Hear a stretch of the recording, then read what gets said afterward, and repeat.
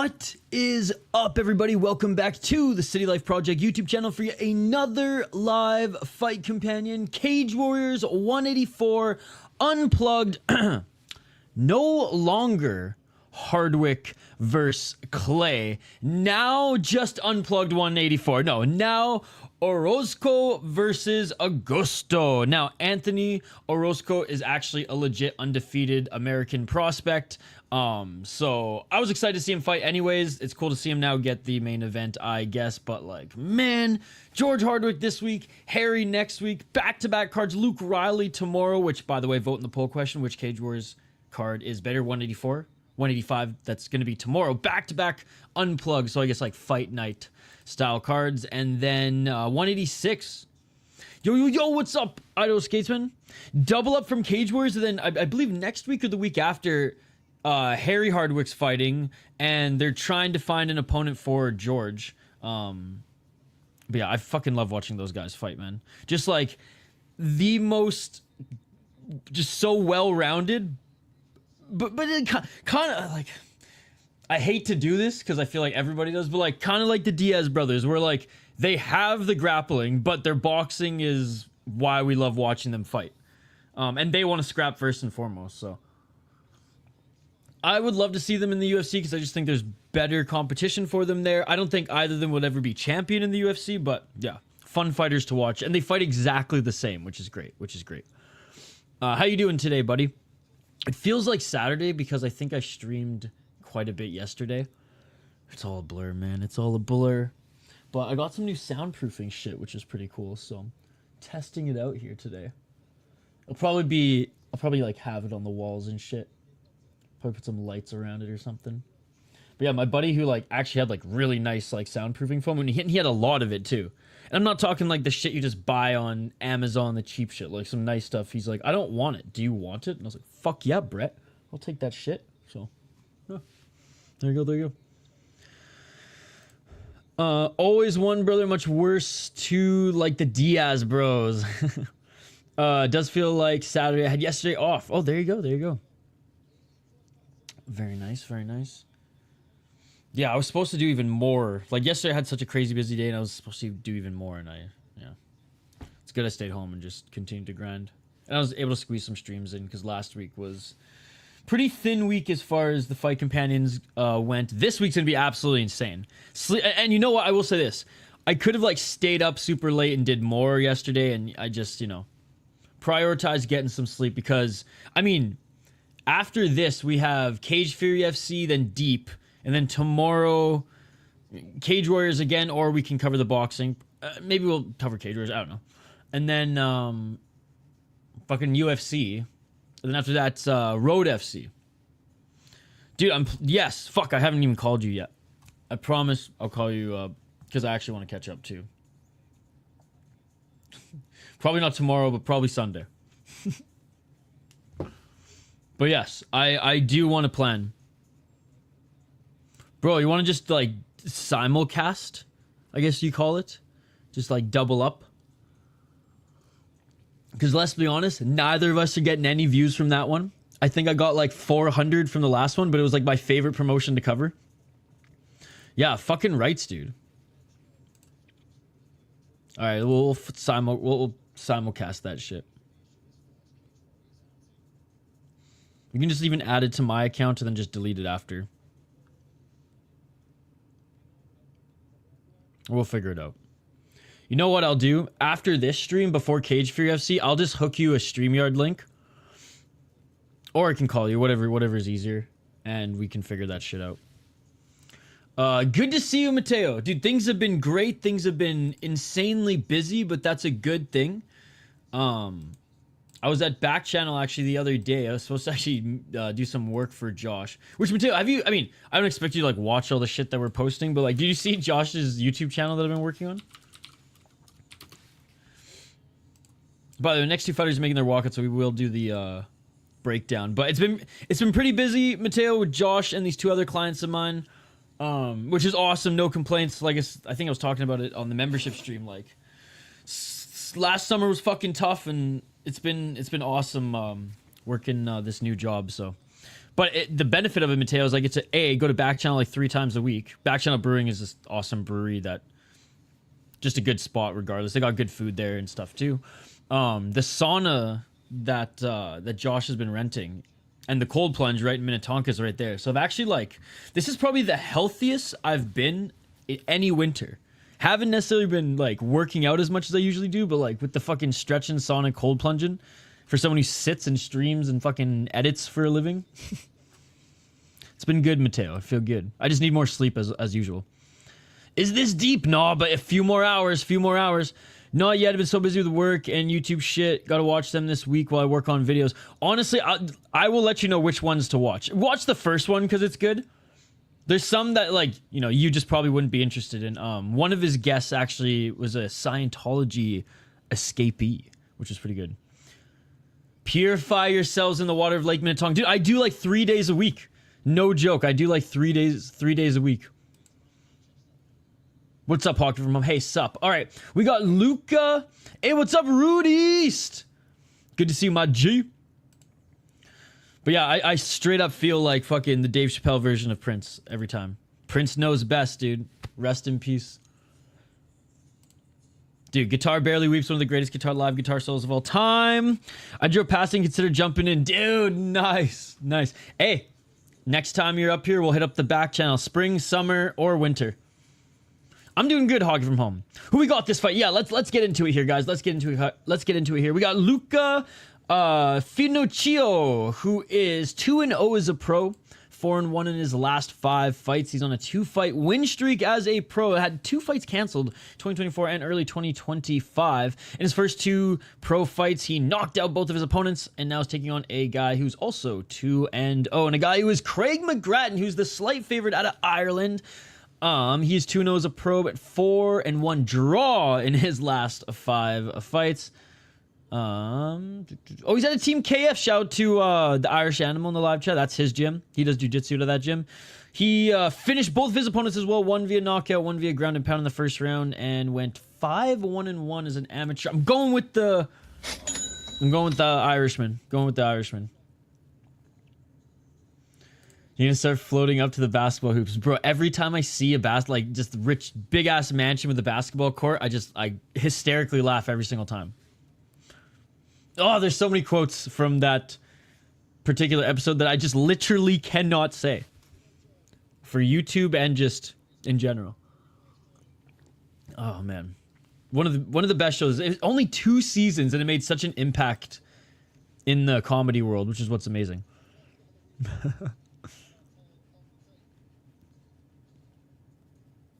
I'm headed out to St. Louis on Sunday for some work. Oh, nice. See you later for Hockey from Home.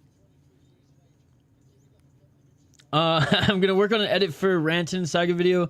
Probably going to ask you if you could look over because it goes up and gives me... Oh, yeah, sounds good. I can do that, Mateo. Dude, you're killing it, by the way. You're fucking crushing it, dude. I might straight up just hire you for some City Life edits in the summer if you're down, just to help me with like a few things for a series that I want to do, just literally because I have no time, and like I think you can handle it, but we'll talk later. I ain't gonna make you rich, by the way, but if you want some barrel aged beer money, there technically was a 3rd season where Donnell and Charlie had to burn off all Dave's old sketches. I saw Charlie Murphy live twice. When I was in high school. 1 hour away from the cabin and out of the chat, but I'll be tuned in as usual. Sounds good, King James. King James lives the best life, by the way. Lives off the grid at a sick cabin on a dope-ass property. Steals his neighbor's Wi-Fi to watch our streams. I'm watching it on UFC Fight Pass. Yes. Rest in peace, Charlie. Charlie Murphy! Charlie Darkness. What the 5 fingers say to the face? Slap! Hey, Thomas, the Tank Engine. Good to see you. Like, I'm actually going to try and edit with music and good comedic cuts and see what I can come up with. Nice. Dude, there's so much. I have a CapCut Pro account. If you ever want to play around with that, just let me know. Unity. The real world episode is everyday Sherby. Yes. Exactly. All right, round one, ladies and gentlemen. Dude, there's so many good episodes. Like, it's one of the greatest shows. Fuck, what's the blind, the blind racist name? Who doesn't know he's black? And he's in the KKK.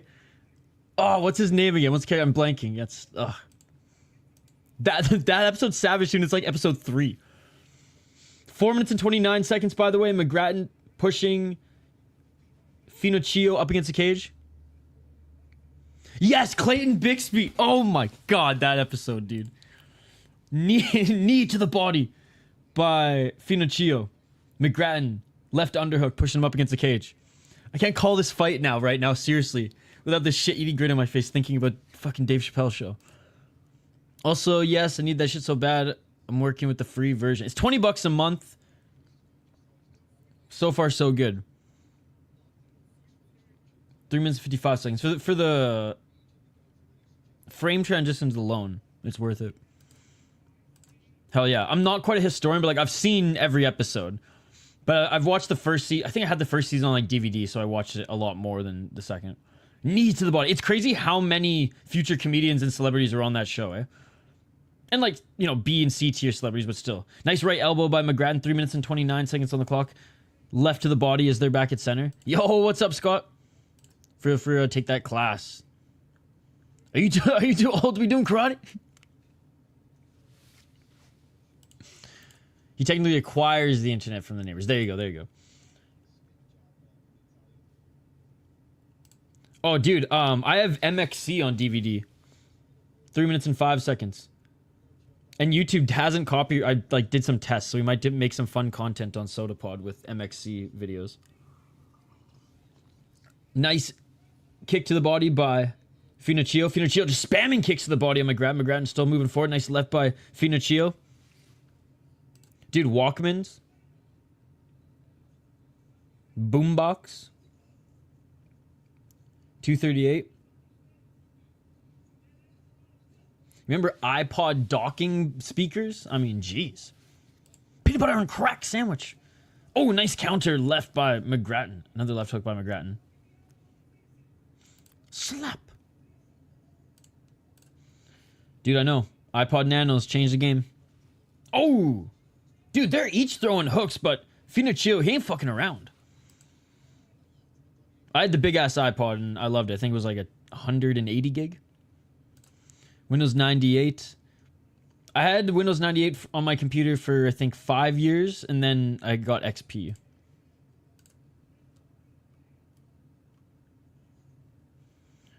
Nine Mile or Loose Line, whatever you prefer. Or back channel.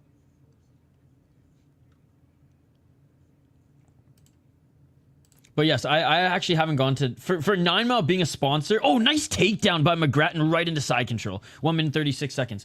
For 9 Mile being a sponsor of the SodaPod, I don't go there enough. It is a little further away. Yeah, dude, I destroyed so many computers with LimeWire. 1 minute 22 seconds. Destroyed so many fucking computers with LimeWire.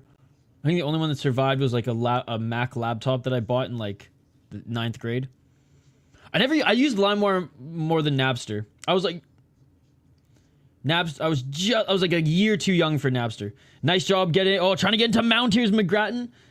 But into the rubber guard of Finocchio. Good job of Finocchio able to employ this guard. 54 seconds on the clock. McGrattan landing some muffin shots here, staying active. Yeah, totally remember Napster. And I remember like the whole Metallica lawsuit and everything with them, but LimeWire is what I remember using the most. Pirate Bay too, yeah. Pirate Bay mostly for me for like video games and TV series, but LimeWire for music.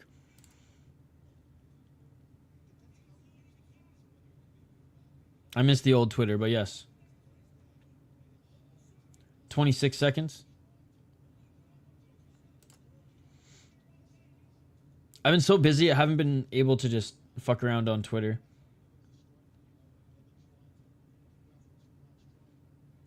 So we haven't seen McLetty and me argue at all. 10 seconds on the clock. Trying to get the back of Finocchio is McGrattan. McGrattan just spamming knees and freaking... What the heck kind of kick is that? Shin to the Freaking calf. Heel to the calf. I mean, hey, if it works and if it gets you points. Rich Low for life, what's up? Lego Orozco. I think he's going to get it. I think he's going to get it. Those are the Dreamcast days. Yeah, I had a Super Nintendo. And I think I had an original NES too. But I remember I played the shit out of the Super Nintendo.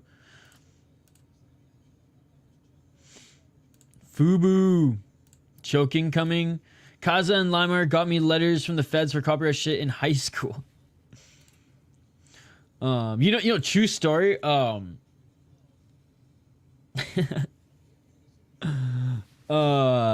friends that I may or may not have gotten 4chan banned on our university servers. Thinking it was just okay to read some of the funny, like, shit post workout vlogs. What was it, like Zin and shit at the time? Just thinking it'd be totally fine on, like, the university server. Yeah, they were not happy. Although I could, again, allegedly, I could, do without all the mentions about why Murat sucked. Dude, Murat's awesome. I'm pretty gutted, to be honest. Fan favorite over here. I hope he ends up in Vancouver. Round 2.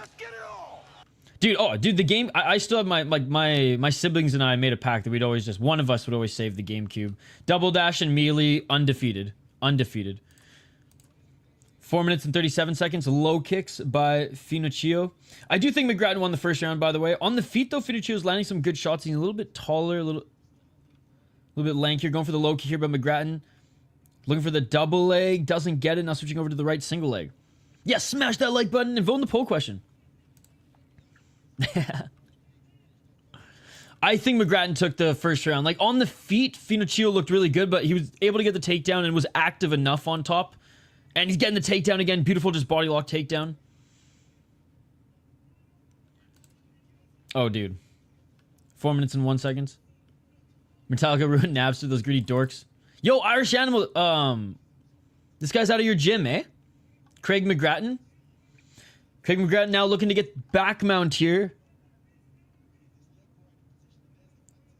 And he gets the left hook in, gets the right hook in, and he gets the backpack. He gets the backpack. Back mount now. Some big left and right hands. Oh, man. Back mount and just ground and pound here. 3 minutes and 31 seconds on the clock. In the second round, rolling, giving up now. His back is Finocchio and looking for the rear naked choke. Body triangle is secured. McGrattan is actually from my gym and taught my BJJ class every once in a while. Yeah, I gave you a shout out earlier. Speaking my language. He's such a beauty and I'm happy Z gets to have him in Lauca on his favorite team. I don't give a fuck about what it's happy for Z. I'm pissed off, bro. Hey. 3 minutes and 3 seconds on the clock. I'm never gonna be happy for a fucking Boston fan, dude.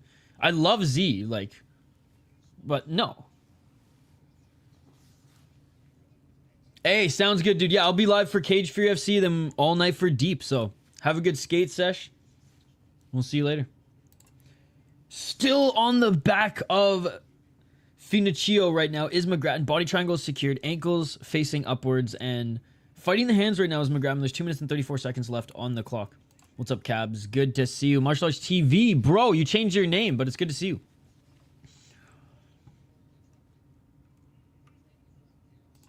Skate. Bro, every time I say, like, skate, like, literally say it, like, Instagram and, like, Facebook hears me say it when I literally utter Idaho Skatesman's name, like, username, and I just get the sickest fucking skate reel shorts now, so thank you. 2 minutes on the clock. Oh, left arm under the chin. Finocchio. Good job fighting the hands there. Taking some damage, though. Like, his nose is bleeding, and he's getting absolutely dominated here. McGrattan did some damage when he was back mounted, and just this body triangle has not budged, and he's softened him up, or continuing to soften him up, and actually doing some damage here. Looking for that rear naked choke. There's still time to get it. 1 minute and 32 seconds. And I hate when I see this from the back, when Finocchio's just throwing shots behind him. It's like, okay, if you're not fighting the hands, fight the ankle. Get out of the position. You're not going to be doing damage. Dude, yeah, I have a few friends who are, like, really into it, but one of my cousins is like he's insane, and he's few years older than me, but he's still like super hardcore, sponsored for as long as I can remember.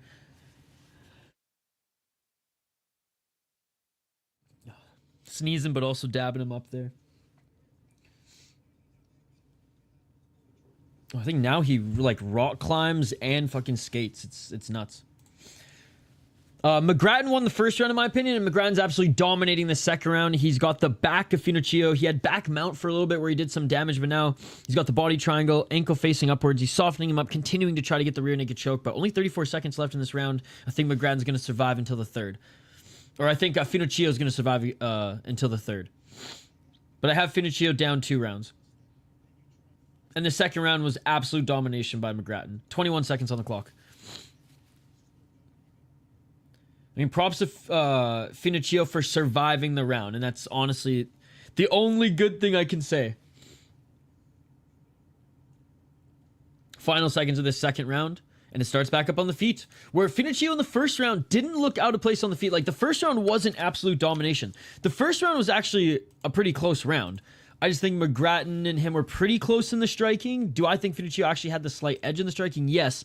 But where McGrattan wasn't wearing a lot of damage, where he made up for was getting a takedown and actually landing some shots, scoring some points on the ground. You're getting hit in the face regardless fight. The feet brother, bro is enjoying the beatdown. Exactly. What's up, Slappy? Good to see you, man. Good to see you. How's your Friday going? How's your week? Yo, same to you, Spyro. How's your week going? How's your Friday going? Good to see you. Stoked for fights as always. All right, third and final round. Yeah, no George Hardwick on this card, unfortunately, but hey, good fight to start off the main card here. And we got a good Cage Fury FC card. I mean, Amasov is going to be on the Cage Fury FC card later tonight, followed by some superior rule set Japanese MMA first leg of the flyweight Grand Prix. That's right, fighters going to be fighting twice. Yo, what's up, Striking Ace? Round 3, ladies and gentlemen. High kick by Finocchio. McGrattan with the left hand, McGrattan with the right hand. We just started the main card, and so far, so good. Hey, that's awesome. That's awesome. High kick attempt by Finocchio. And McGrattan looking for the takedown. McGrattan with the body lock. He did a good job sweeping the leg before to get the takedown. You know, thank you so much for being a member as well, Spyro, whether it's via gifted or not. It's good to see it. Good to see you in the chat. Showing it off. Whoa, what? Finocchio getting a point taken away? Was it because he grabbed the cage? Sorry, I read chat there and totally missed it. Hold on. I just rewound like 20 seconds. I'll catch back up to live. I just want to see why he lost the point here. So McGrattan was going for the takedown. If he grabbed the cage, he took a point away, then fucking rights Cage Warriors. Yeah, just straight. It's because of the cage grab. Yep. Oh, fucking rights, ref. Fucking rights, dude. The ref took away a point clearly because grabbing the cage negated the takedown. Obviously, you know me, like, getting the fingers cut off was probably, like, the better option. Teaches everybody a lesson, but still. No, great job by the ref, in all seriousness. The first one was gifted. I bought before. Oh, you're the man, dude. Happy to be here. Always happy to have you guys here. This morning, by the way, was great. We had an amazing One Championship Friday Fights 100 card. Some amazing knockouts, some amazing fights. And honestly, the chat was just, like, it was just buzzing, man. It was great. Oh, looking for a front kick or some sort of high kick there was Finocchio. Slips, and McGrattan takes advantage of that and gets right into half guard. 3:45 on the clock, and McGrattan has clearly shown he's more the well-rounded fighter, especially when it comes to the groundwork. He was looking to land some elbows here. Wish we were allowed knees to grounded opponents, but that's okay. Just a few more hours. 3:45. Well, yeah, a lot more hours, but 3:45 Eastern on Sunday or Saturday morning, 3:45 Eastern, deep will be upon us. Superior rule set action. Fighters will be fighting up to 2 times in one night. I believe in the first leg. It might be the second leg next week, but still, the start of the flyweight Grand Prix. I'm flying to Kansas City to watch the Hill vs. Roundtree card in April. Haven't been to an event since Weidman vs. Gaslam. Dude, that's amazing. I think Degenerate Dane is going to be there as well. Let's go, you bum, Craig. What's up, Bonkai? Good. It's been a while, dude. How are you? Dude, Craig's doing good. He's winning the fight all 3 rounds, in my opinion. He's in the full rubber guard right now of McGrattan. Dude, it's been a while. Bonke Yaz, man. No, Craig's doing fine, dude. Craig McGrattan, he's winning this fight. Won the first round, dominated the second round. He's doing well in the third. Took 7 chalk, pick, parlay. Well, good luck, good luck. 230. Trying to pass from this guard is McGrattan.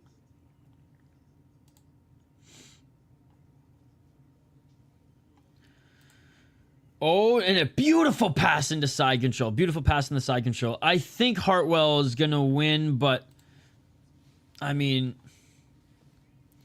Ariano's no joke. He does have power, and he had a really good amateur career. Didn't he have like 10 fights as an amateur? And like, I don't know, he went like 8-2, I think, or maybe it was like 7-3 or something like that. Hey, yeah, great to see you, man. How you been? So yeah, I'm leaning towards the UK guy, but let me see, what are the odds on that one? By the way, back in the full guard here is McGrattan. 1 minute 42 seconds. Again, muffin shots here, enough to stay active, enough for the ref not to separate them. All right, let's take a look here. So yeah, he's 2-0 as a pro. He went 9-4 as an amateur. And Danny Hartwell. Oh shit, he went 11-2 as an amateur, and honestly fought better guys. So yeah, I'm going with Hartwell, man. Won his debut via smothered choke. Jeez.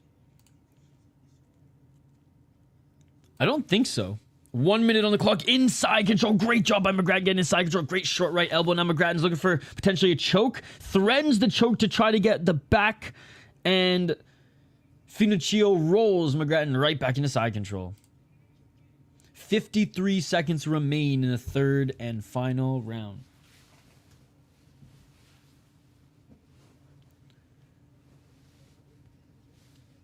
$42 seconds.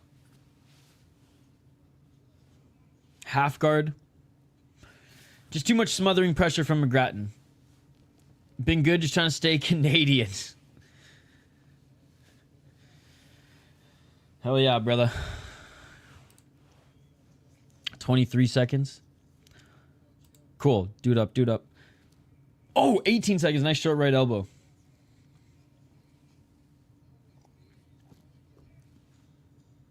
Back up to his feet. Right hand by McGrattan. Oh, up kick.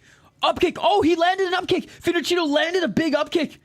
I'm looking for like a rolling thunder entry there. That was crazy. Was McGrattan, but they're back up to their feet. And that is it, ladies and gentlemen. Great fight.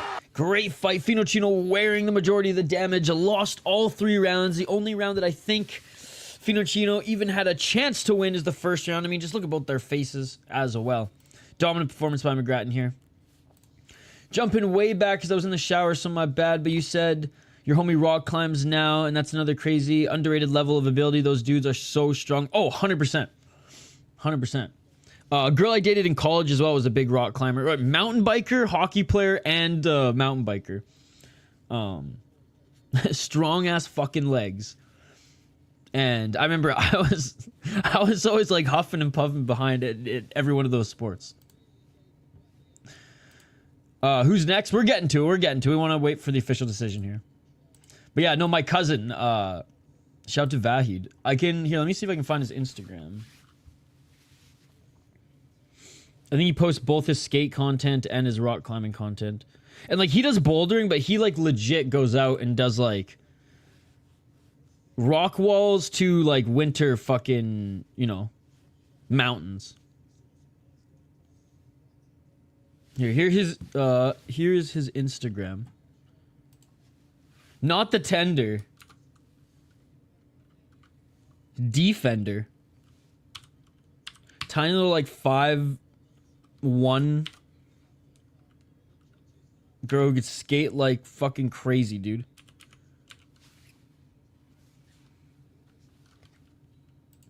And would like ride up mountains on a fucking road bike for fun. It was like, for fun? Bruh.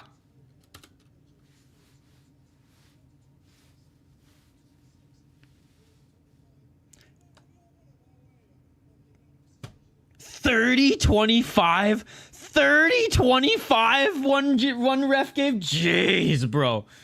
Jeez. I mean, it was domination, but still. Here's his Instagram denial. I had a friend that I went to high school with who was a world-class boulder. Like, he would do the big competitions and all kind of shit. I'm not doing too hot today. End up calling in work. Oh, I'm sorry to hear that.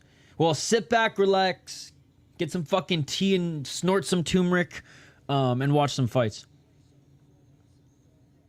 Thoughts on Jalen Turner quitting? Had that fight going over 2.5. I mean, Rampage on his podcast kind of hinted that like his head wasn't in it, as well as Jalen Turner himself was kind of hinting at that prior to the fight. So I think he will be back maybe in like a year or two, or maybe not. But like we've seen this with some fighters before. Maybe just going through some personal stuff as well. I'm gonna watch fights, but not staying up past 1 if there is anything. Oh, you say that now, yet you're gonna be up watching deep. I know you, the striking ace. I know you. Get a nap in, because you're going to be up watching deep. I had a 65-year-old Lithuanian dude who worked for me that ran 6 miles 2 days after work every day. I mean, 5'4". I don't know what happened. I was like 565. I was like, what the fuck? I used to hate running when I was younger. I would like skip gym class and smoke weed. In high school, unless it was actual like sports or like weightlifting, or I think we did wrestling, and I had a Japanese gym teacher in public high school, and no joke, most stereotypical sports, but it was awesome. Full contact rugby, karate, wrestling, dodgeball, and ping pong. And of course, because we lived in Canada, you know, floor hockey every Friday, but still. And it was great, man. And like, dude, shit got so crazy that gym class. I broke my hand twice. Well, once in that gym class, twice. First time getting drunk, falling off a skateboard. But anyways, it's pay-per-view. You got to be a member of the Deep YouTube channel. But if you set your VPN, I don't know, just hop around a few countries and just find like the cheapest one. But I just stay a member because I fucking love that promotion. I have no issue supporting them, and I watch all their cards anyways. All right, let's get to the next one, as both these fighters are making their walk out now. But if you don't want to pay for Deep and still just want to hang out in the chat, but you want to watch something else, Black Combat I think is only like $5. And that is that's on tonight as well. It's a Korean MMA promotion that also has superior rule set, real MMA. I'm streaming all night, dude. I'm streaming Cage Fury FC after this at 8 p.m. Central, and then at 2:45 a.m. Central, I'm streaming Deep. And 65 years old, damn. Oh man, Scott, I'm glad you're feeling better. Oh, you worked through it and you're not doing too well. Hey, we're glad you're here. Sit back, relax. Again, get some turmeric in you. The shit's magic. Shit's magic. Sip on some tea if that's your thing as well. And yeah, take a nap because I know you guys are going to be up watching Deep. I fucking hated it until I realized you're not really healthy if you can't do it. Oh my god. Denial just you got a good memory for the lore, dude. You got a good memory for the lore. And I think Gerard's gonna start going down in some City Life lore, especially if he comes back. I'm not gonna lie, I kinda missed the Crazy J. But I missed the real Crazy J. Like I missed Jay before he went crazy. Dope. I'll be in as long as F1 qualifying is going. I'll send over the short. Let me know if that style's any good. Yes, after, I think there's 4 or 5 more fights left on this card. And we'll check it out. Let's go, Danny boy. Appreciate it. All right, Danny Hartwell, 1-0 as a pro, 4-0 in his last 5 fights. He's the favorite at -170, 30 years of age. Fighting out of New Zealand, but he is from the UK. Beat a 1-0 guy in Eris via the smother choke, like I said, but that was back in actually January. Lost to a 14-2 guy at the IMMAF. Before them was on a 5-fight win streak, and he went 11-2 as an amateur, where he did beat some decent competition. He beat a 2-0 guy and a 5-2 guy, but anyways. Neil Ariano, 2-0 as a pro. He's the slight favorite here. 6'4", by the way. He's a tall motherfucker. Tall, lanky fighter. So he's gonna have the advantage in the sense that he could probably control the distance early. He's out of France. Split decision in his last fight, but beat a 3-0 guy in his debut, and he knocked him out in the second round. He also had a pretty good amateur career going, well, he had an amateur career going 9-4, but experience nonetheless, and fought some decent competition. Lost to an 8-0 guy, but that would have been a sick win. Beat a 3-1 guy. 5-4. So each of them have experience in the sport. Both now just getting seasoned as pros. I mean, I'm not gonna lie. I don't think I've watched Nell Ariano fight. Definitely watched that fight with Danny Hartwell. I guess not a bad underdog, but I'm going Danny boy in this one. The guy who went split with 1-2 after. Yeah, I usually actually look at that, so that's a good point. That's a good point.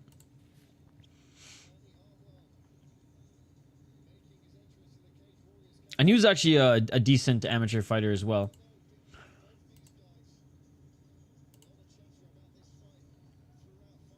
Let's see. How's Kerry Miller done? Kerry Miller's, I think he won another fight since. Oh, no, he hasn't fought since. So he hasn't fought for a year.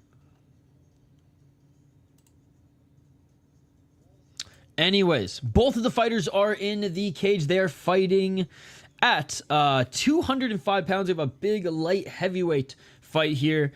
Again, Nell Ariano 6'4", Danny Hartwell 6'3", both of them 30 years of age. Let's get it on, man. Danny barrel chest Hartwell. The L stood for a lunatic. I don't think he's a city kickboxing guy. I'm not sure. It doesn't say his gym. Do you guys know? Now I feel bad for that guy. That was worse than BJ and Kanye combined when he came in here. Yeah, that was pretty bad. No, not JL. Not JL. Jay from Ireland. Used to be a big One Championship fan. And just like, I don't know, just part of our community. Guy fell off the deep end hard, man. It's sad.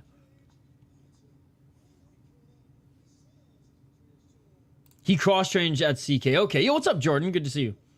Picking Nell Ariano. I want to pick Hartwell for having the nicer record and more MMA experience, but I've noticed a lot of super good amateurs don't cross over that great. All right, fighters are being announced right now. We'll get back to the play-by-play here in a moment. Again, big shout-out to all you guys in the live chat. Thank you guys so much for joining us earlier today for One Championship. We were live yesterday for, I want to say, some Japanese boxing in the morning, as well as Combate Global, which, again, the female card wasn't that bad. Dare I say it was actually quite good. 3 finishes in 5 fights, and out of the 2 fights that didn't go the distance, one of them was a good brawl, so. All right, round 1. Let's get it on. Oh, nice left by Ariano. Ariano in the blue corner. Hartwell in the red. Each of them light on their feet. Ariano already employing that left jab. I think they're trying to get George on the Harry Hardware card next week. Oh, nice right hand by Hartwell. When I'm having a mental breakdown, I'm coming straight to your live stream to do it for the content purposes. I promise I will clip it and make a video out of it. Even if then you tell me not to and be like, nope, nope. On 3/14/2025 at 4:11 p.m. I bookmarked it. It is done. Danny loses, he has poor aura. JL's still kicking it. He's every now and then he's in our Discord. And I still see him in other MMA YouTube chats. 3 minutes 55 seconds. I want JL to be in one of our chats again because, like, I've been waiting for him to change my profile picture to Bilal. I just didn't want to do it without him in the chat because I wanted to clip it for content. And I'll just drop it when Bilal, like, next fight comes out. Originally, I wanted to do it in a member stream, but he wasn't a member, so I was like, okay, I'll just do it when he's in the chat. Nice takedown by Hartwell, by the way. I mean, he's still in the Discord, and I've messaged him a few times, and we've still talked some MMA. But yeah, he doesn't join our chat much anymore. A rare appearance every now and then for UFC. I'm sure he'll be back when Bilal's back. Maybe that's like the gimmick. And he's just like, haha, when Bilal's back, I'll come back, Isha. Hank's got a bunch of frenemies, I think, now. I think him and No Chill declared war last week too. 2 minutes and 57 seconds.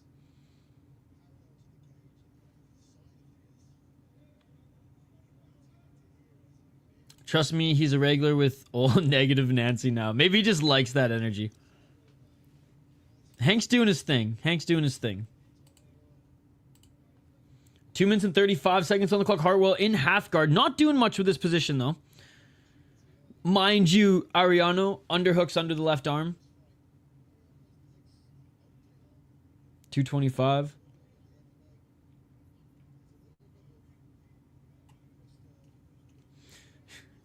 Yeah, denial. I got a message a few nights ago from Nocha that was like, I crashed out on Hank, bro. And I was like, oh shit.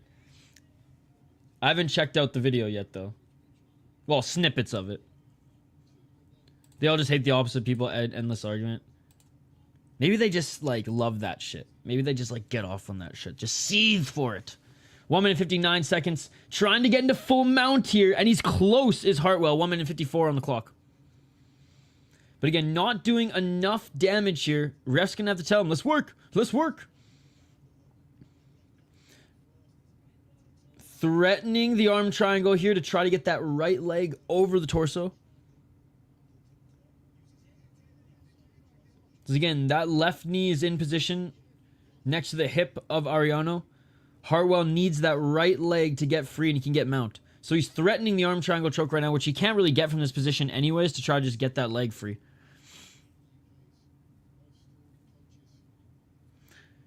Yeah, he just scrolled through that stream until I found it halfway worth the find, a few minutes to see. Curiosity got me with the thumbnail. Alright, alright. I have some homework then. I try to stay out of the drama and just focus on fights. But sometimes curiosity kills the cat, right? 55 seconds. Still... Oh, he's close. Is he going to get into mount? He tried to pass again. That right knee. Is it over? Is it over? Oh, it's so close. Okay, I think he got it. All right, he's in mount. Hartwell's in mount. Little chuckle humor.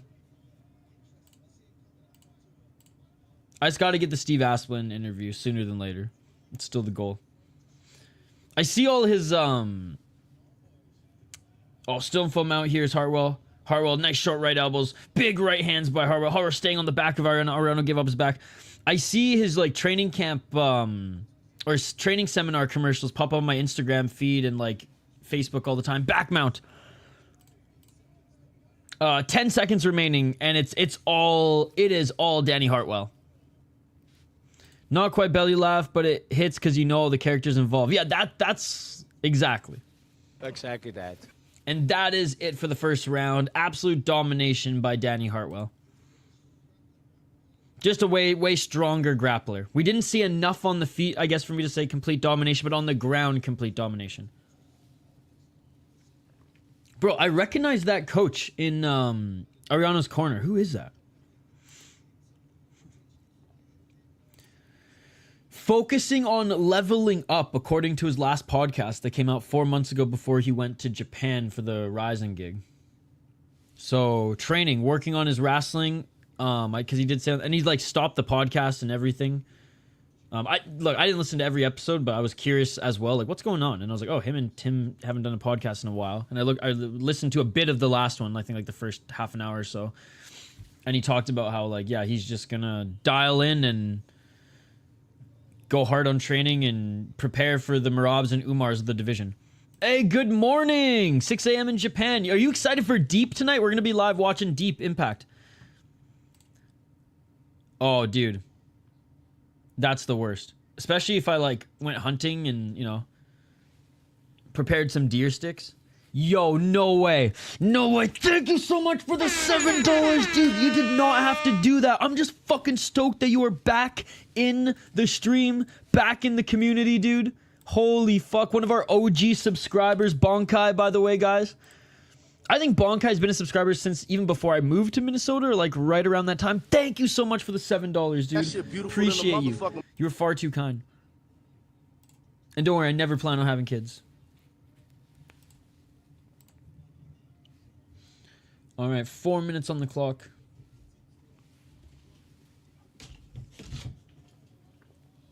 Right after Minnesota? Okay. Oh, and this fight is all over. Looking for the takedown there was Danny Hartwell and Nell. Oh my god, and Nell Ariano landed some big shots and ended up finishing the fight. It looks like he TKO'd him. There's some protest here coming from Danny Hartwell. I gotta take a look at that. Don't I got 4 kids? Dude, what? Okay, we're looking at the replay right now. Big elbows. Dude, he Curtis Blades him. He Curtis Blades him. Yeah, TKO with the elbows. Dude, he Curtis Blade him. No way. Danny Hartwell relied on getting that takedown way too much. Did not readjust upon going for the double leg here and got elbowed in the side of the freaking face. Oh yeah, he got TKO'd. Poor Aura, man. No, Danny boy. Propping mine up for adoption because he ate my favorite turkey sticks. Little shit. Tell him he's got to do a couple of sparring rounds with Goode now. He went limp. Let's go, underdog. Wow. Dude, great win for Ariano. I thought if Ariano won, it would be on the feet. Did not think it would be defending a takedown. Going full Curtis Blades. Dude, doesn't Ariano's coach look familiar? Yup. Yup, and you know what? Good. Hartwell's still protesting to the ref. Ariano wins via TKO. Who wrestles from the UK training at City Kickboxing? Right? Damn. Great. I mean, great work, man. Great work. I was praising Curtis Blades' win against Almeida. I gotta praise his win. I gotta praise Ariano's win against Hartwell. Damn. Well, there you go. There you go.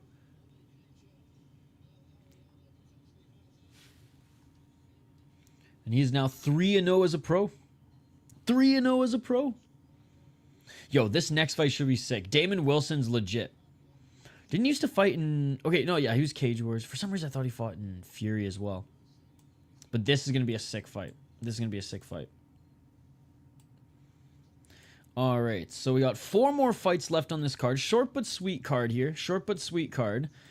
Cage Warriors 185 tomorrow. You know what? I'll make the poll question. I'll make the poll question live here. I'm going to post a poll question on the community tab / post page now, guys. You guys are going to decide what fight companion we host before UFC tomorrow, okay? You guys get the power, all right? Speaking of our large friend, I had messaged you about this, but may as well tell you, prepare for celebration. Goode, he's in the mountains in Arizona right now, finishing 6 weeks of camp. Well, he's fighting on the LFA card, right? I saw the highlights of the fight in Shakopee. I wish I could have been there. I sent him a text and said I wish I could have been there, but I was doing, doing my thing. But definitely, well, Chris Cushman, like I think I told you, yeah, Chris Cushman's coming out. We're all gonna cheer for him. And hope, I mean, maybe he's 5 weeks into camp and he gets a call from the big club. Maybe he gets a call from the big club and says, you know what, fuck the LFA belt, come to the UFC.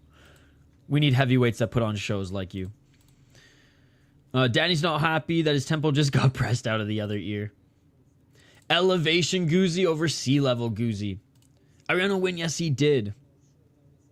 I want to watch Tchamou fight. All right, let's get to this next one. Damon Wilson against Leandro Camargo. Camargo 6-4 as a pro, 3-2 in his last 5 fights on a 2-fight win streak. He's 25 years of age, out of Sao Paulo, Brazil.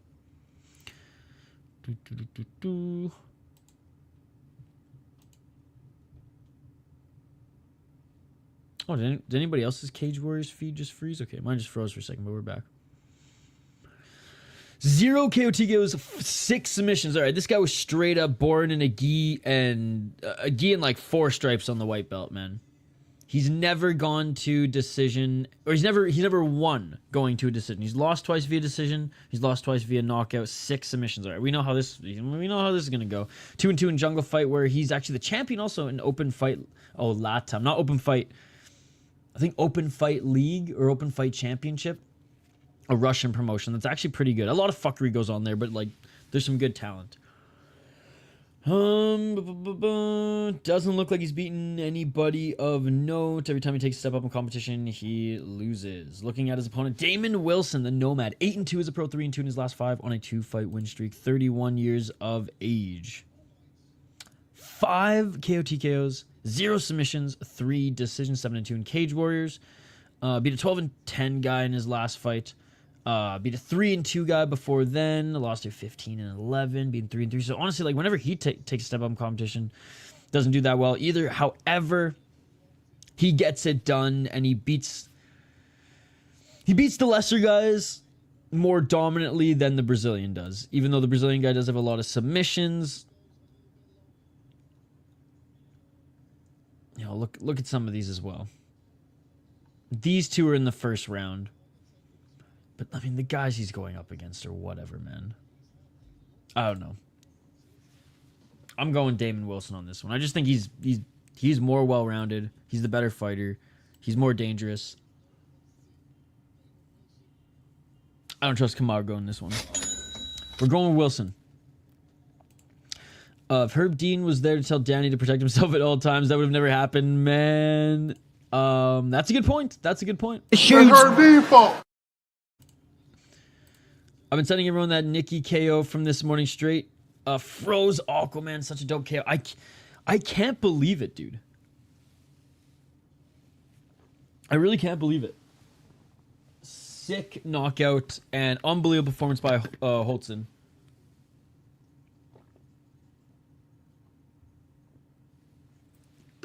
Let's go, Wilson.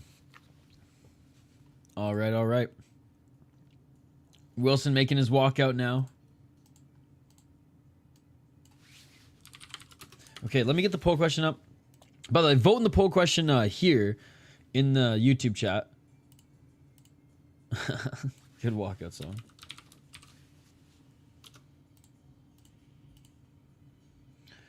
Got a weird feeling Brazilian guy might win. He's got really well-developed shoulders. And I remember from KSW pay-per-view, there was a guy that lost against 125-something fighter. Also, Damon has a really nice small body. It's really narrow, just like KT. All right, Nib Jib.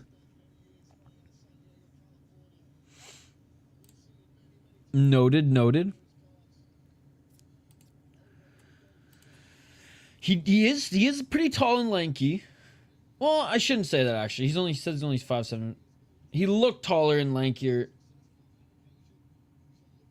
But now that I see he's pretty average. I just don't remember how good Damon Wilson's like submission defense is. I mean, he's never submitted anybody, but he's never lost via submission. And this guy's going to go right away for the takedown. I do think Damon Wilson's wrestling is good enough. Shoulders equal good fighters. Apparently. Good to see you, by the way, Nibjib. Thank you so much for hanging out. All right, let's get... so fighters are making their way into the cage. Keep the chat coming, guys. Keep the chat coming. I'm reading it. But yeah, I'm going with Damon Wilson on this one. What I need to do right now is, again, you guys are deciding what card we're covering tomorrow. By the way, the membership stream, I think, is back up. One Championship didn't like that I showed the Soul Ditch highlight, so they took it down. But it's back up. It's back up.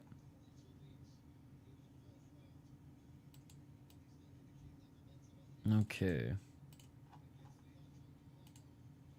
Fighters both are in the cage.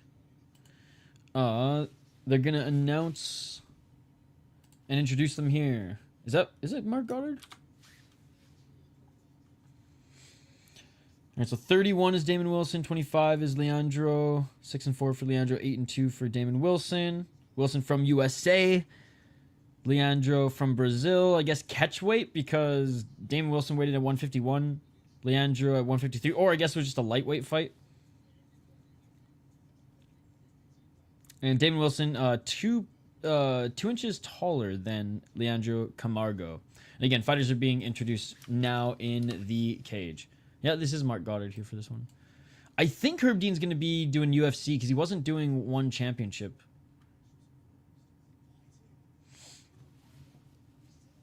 Yeah, he wasn't doing one championship this morning, so I do think he's going to be doing UFC.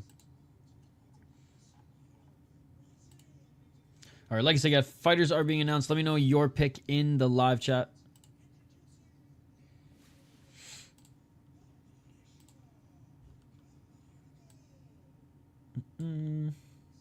Yo, what's up, Terrence? No, I haven't. He'll try to crotch sniff Wilson.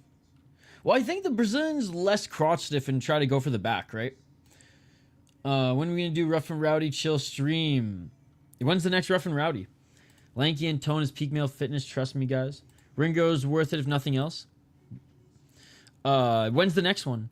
It was Steven Kurt. He had developing shoulders, but Steven Kurt's good, by the way, but his body was really small and he gassed out. I expect that to happen to Wilson. All right, locking it in. Damon has this. All right, guys. Round one is upon us. Thank you guys so much for joining. Smash that like button if you haven't already. Subscribe to the channel. We got Cage Free UFC later today, and then Deep. I'll go with Camargo. Doesn't say the odds, but I imagine he's the underdog. 451. Fuck it, I think it's the same night LFA. No way. Yeah, sorry.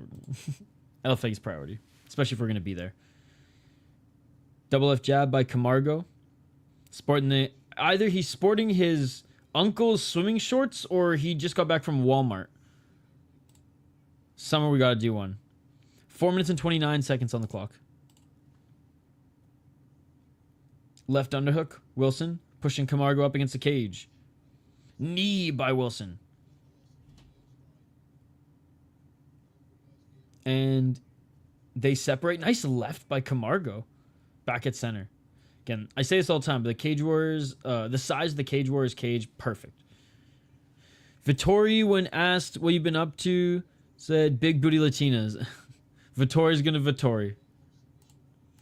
I forgot. Oh, nice takedown by Camargo. Camargo inside control. Camargo looking to get the back of Wilson. And Camargo gets one hook in. Wilson back up on his feet. Camargo. Backpack. I forgot about two a lot. But when I remember, I'm pleased. Shit's like Tough Man. But with Hot Girls and funny commentary. Love the Tough Man.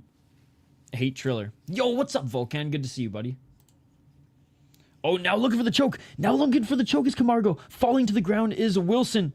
And Wilson trying to reverse here. Camargo holding on to his neck, but he doesn't have the grip anymore. He doesn't have the grip anymore.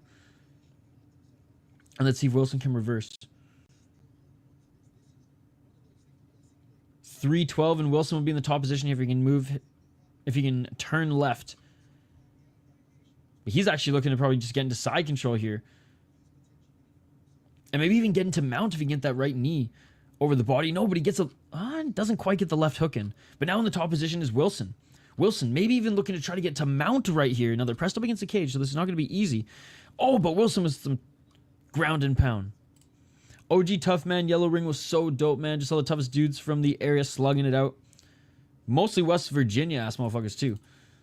Camargo just laying there as Wilson climbs up on him. And now they're back up to their feet. And a nice right hand by Camargo.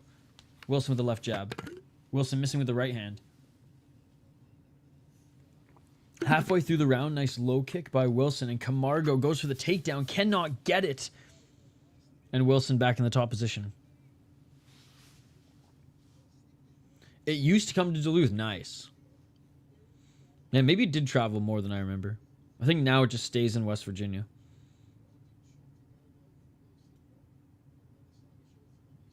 Two minutes on the clock.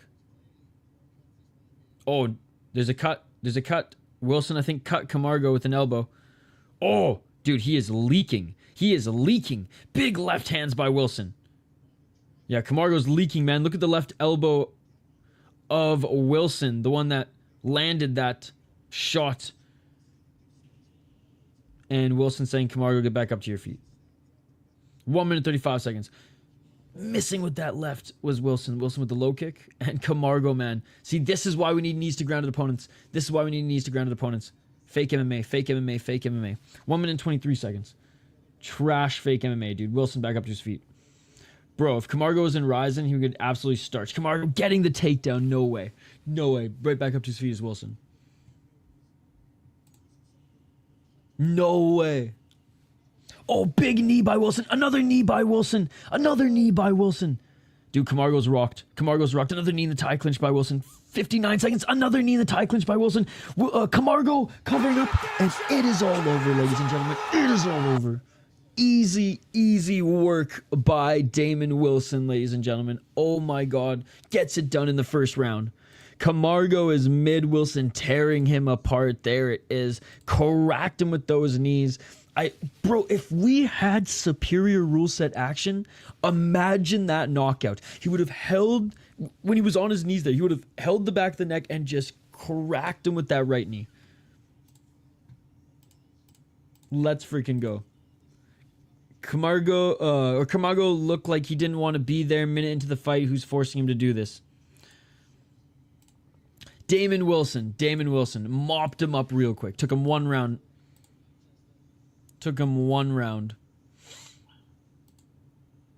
Jeez. All right, we'll finish the poll question here.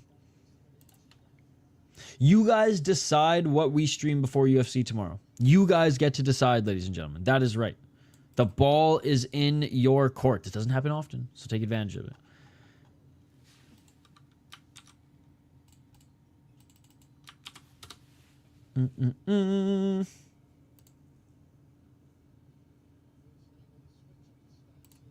Sorry, give me one sec, and I'll get it up.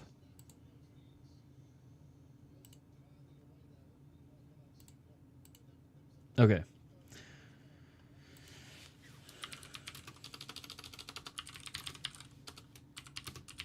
Oh, we're just looking at the replay of the finish right now. Nasty, dude.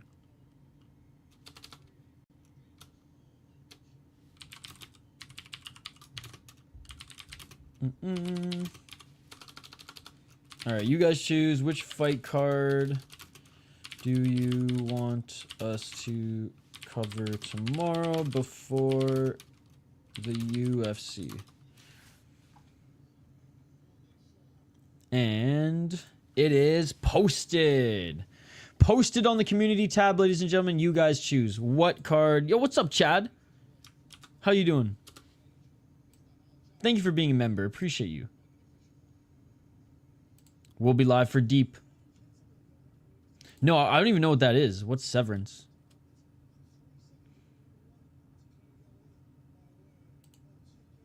Nasty finish. Damon Wilson. That shit beautiful. That was a sick one. Going to regionals tomorrow here in Detroit. Yo. Wishing you all the best, man. Sending you the good vibes. Tear it up. Severance is greatest. What the fuck is Severance?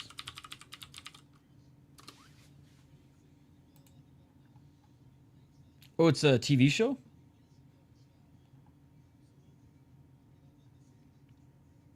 Okay, I'll have to check it out. It looks interesting. You guys are saying it's good? I don't watch much TV anymore. I just watch fights, dude. Like, people don't believe me. Like, I watch fights. That's it. That's it. Fire TV show. Okay, well, you know what? I'll watch some TV. Severance is the greatest. If you beat someone up and find out they're gay after you did it, is it still a... Jesus Christ. Not me. Oh, watching local fights. Clip promotion. Oh, okay, cool, cool. Well, I hope you have a lot of fun. That'll be... I mean, I always love watching any live sporting event, but fights in particular. All right, let's get to the next one. Already at the featured fight. I can't believe Tchamou's still kicking it. Still kicking it. 3-fight win streak as well. I didn't have high hopes for him. Having said that, this Lithuanian's pretty good, so this is going to be an interesting one. All right, let me update the ticker on the bottom of the screen, and we'll get right to it. Exactly that. I'm with you. I'm never watching anything but sports or combat. Fuck sitcom series.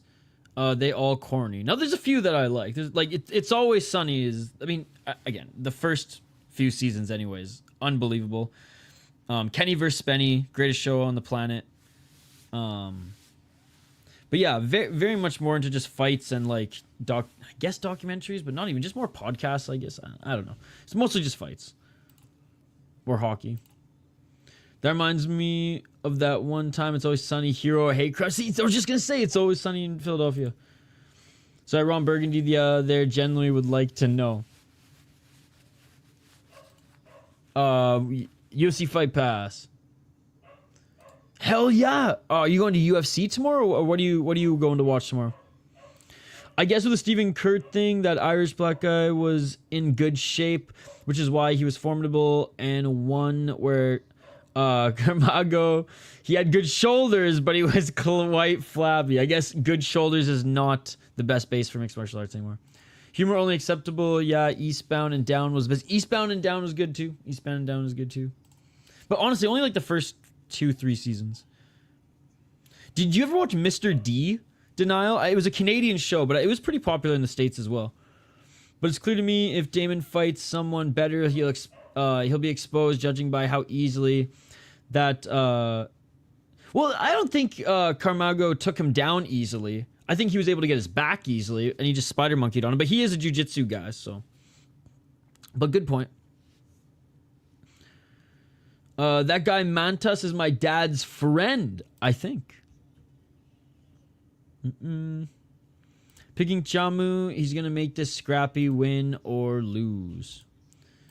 All right, let's tee up this next one. By the way, you can check out the post tab and vote in the poll question there, and you guys can decide what we cover tomorrow. Are we covering boxing, or are we going to cover more Cage Warriors? No, I said that too until I went back and watched the last seasons of Eastbound and Down. I guess that's a good point. It took a different turn, but yeah. For me, it was kind of the same with Archer. Like ups and downs, but the good outweighed the bad, and the first like 6 seasons just unbelievable. I wonder when Rigondo is going to fight again. I'm not sure. Let's see.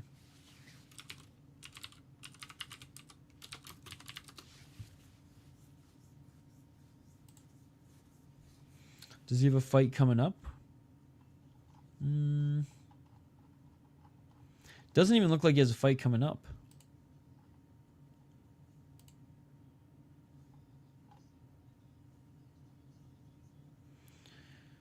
Last fought in November.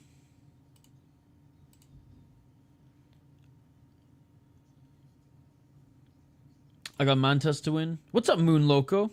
Shout out to the Mariners. Who's going to win the next fight? Yeah, let's get to it. We have Mantas Kondratavičius, who's 5-1 as a pro. He is out of Lithuania. He's the slight favorite here. 4-1 in his last 5 fights, but he did win his last fight. 4 KO TKO, 1 submission, 0 decisions. That's what we like to see. Beat a 6-1 guy via armbar in his last fight. Lost to a 4-0 guy before then. Beat a 0-6 guy, then 2 guys 1-1. Former kickboxing crossover, and also went 4-2 as an amateur. His opponent, Michael Tchamou, 6-4 as a pro for the Cameroonian. He's the slight underdog at plus 11 or plus 110, 33 years of age on a 3-fight win streak. He will be champion, he says. 4 KO TKO, 2 submissions, 0 decisions. Both of these guys do not have a win via decision. It's a beautiful thing. 5-4 in Cage Warriors. Mind you, not beating the best competition and losing. Is this guy Lithuanian as well? No. Okay, I was like, is this guy Lithuanian as well? Damn. Every time he takes a step up in competition, he's seemingly losing. He did beat Piotr. He beat this guy. That's about it. Yeah, we're going Mantas. But both these guys have finishing ability. So, not a bad underdog indeed. I gotta leave in 20 minutes. I'm trying to be a good boyfriend and do date night, hence why I've been lurking as much as possible today before I'm held hostage. Sounds good, buddy. Sounds good. Hey, there's better ways, or there's, what am I trying to say here? It's probably gonna be a better time than hanging watching Cage for UFC tonight. Although Amosov, it's gonna be a good card, but I imagine overall you'll look back at this day and be like, look at that. Got to hang with the better half and watch fights. Canadian shows I've watched are Trailer Park Boys and Total Drama Island. Oh, just recently watched a documentary called Dear Zachary. So Nibjit, my favorite Canadian show is Kenny versus Spenny, Mr. D, and Trailer Park Boys. And I mean, Red Green is just... It's just, it may not be the best, it may be corny, but we love it anyways. Isha, I don't know if you saw, but apparently one of the contestants for a deep tournament collapsed during his weight cut. Kazuki Ayamoto 7. Oh, no way. I was really looking forward to seeing him fight. He was supposed to fight Takahashi. Yep, now Takahashi just advancing to the semis. No way. Wow, dude, that's unfortunate because he was one of the few guys who I was, because there's a couple guys. Well, there's actually like 4 guys, and he was one of the 4 who I was really looking forward to fight. I hope he's okay. Let's go. It's a good underdog pick. We locked in tomorrow. The Gophers hat was better. Yeah. But hey, shout to Waggle, Minnesota company, or Minnesota local company as well. Maybe we'll bring back the Gophers for the next stream. Duct tape, motherfuckers. Handyman secret weapon. You a Gophers fan as well, Dixie? I bet someone... I just haven't been on the We Are Rising Discord. They usually have all the news and shit. But I'm sure the We Are Rising podcast messaged me. Yep, there it goes.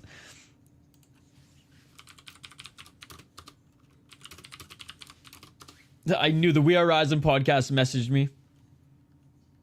Literally at 11:14 a.m. One fight is canceled.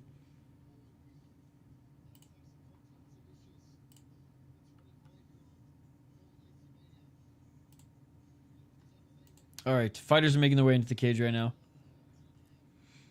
Who are some good fighters in this promotion? Oh, there's so many. And so many have come to the UFC as well.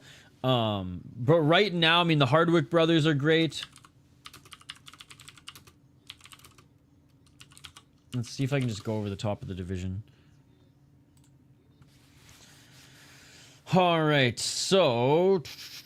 Yeah, Luke Riley is really good. I think Kennedy Freeman actually signed with the UFC. Both George and Harry Hardwick are good. Yeah, honestly, James Sheehan's pretty fucking good as well. Is there a way to just see the rankings? Or does K-Wars just not have rankings?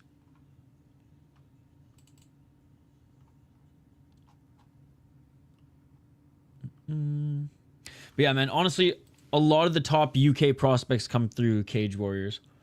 And sometimes guys who get cut from the UFC go back there. Although, a lot of the guys who are getting cut from the UFC now are kind of going to Octagon and joining the tournament there.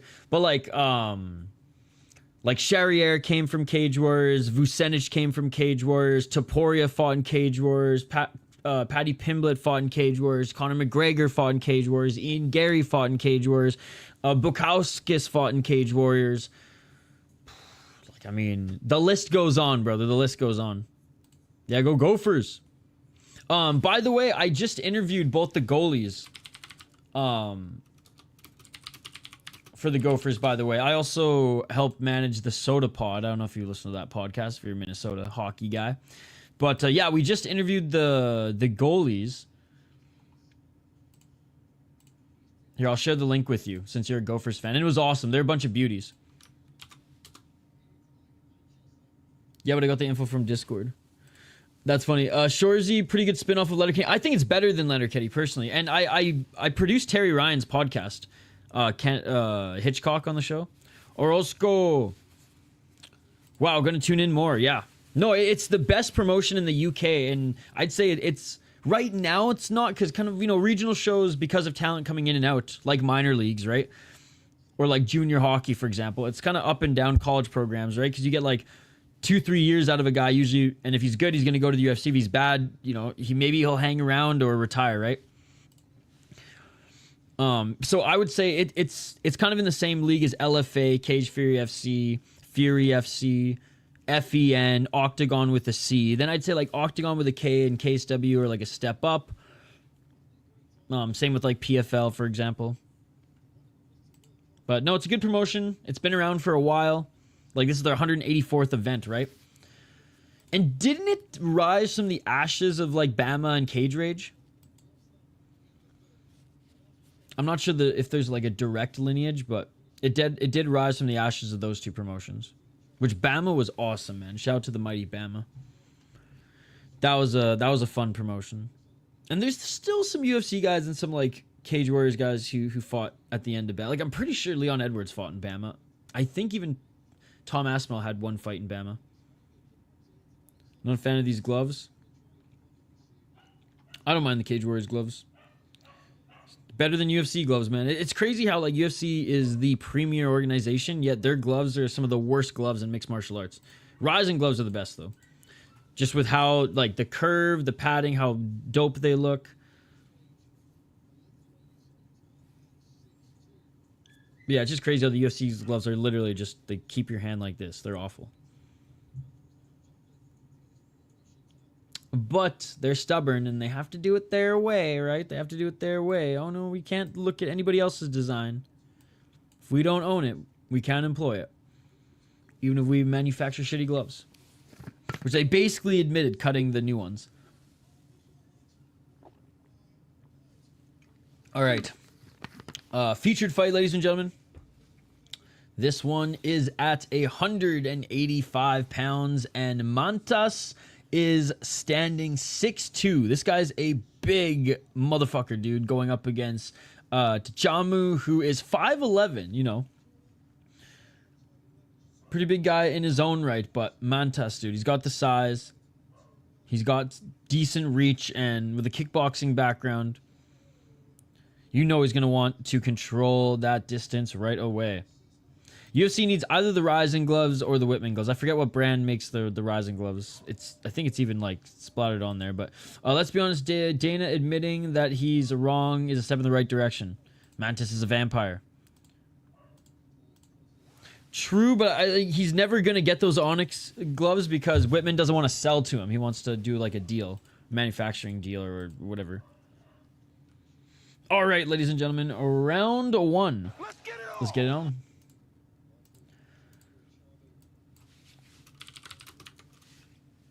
$452. Mantas is a vampire. Oh, and looking for the takedown is Tchamou. And a good defense by Mantas. A couple knees by Tchamou. Tchamou with the 1-2. And Mantas already on the back foot. Already having to defend. Mantas looking forward. Mantas eats a straight left by Tchamou. Tchamou looking for the 1-2. I guess Tchamou's kickboxing might be a little underrated here too, guys. 4 minutes and 20 seconds. Ooh, each of them exchanged a low kick there. Oh, dude, it's over. It's over. It's over. Mantas just knocked him out. Mantas just knocked him out. Oh my god, what a right hand. Oh my god, dude. Are you kidding me? Huge right hand by Mantas. And he followed up with 2 more shots, and he went down so quickly. This guy's got some power. He flatlined him with like 2 big shots. Dude, what is this card? What is this card?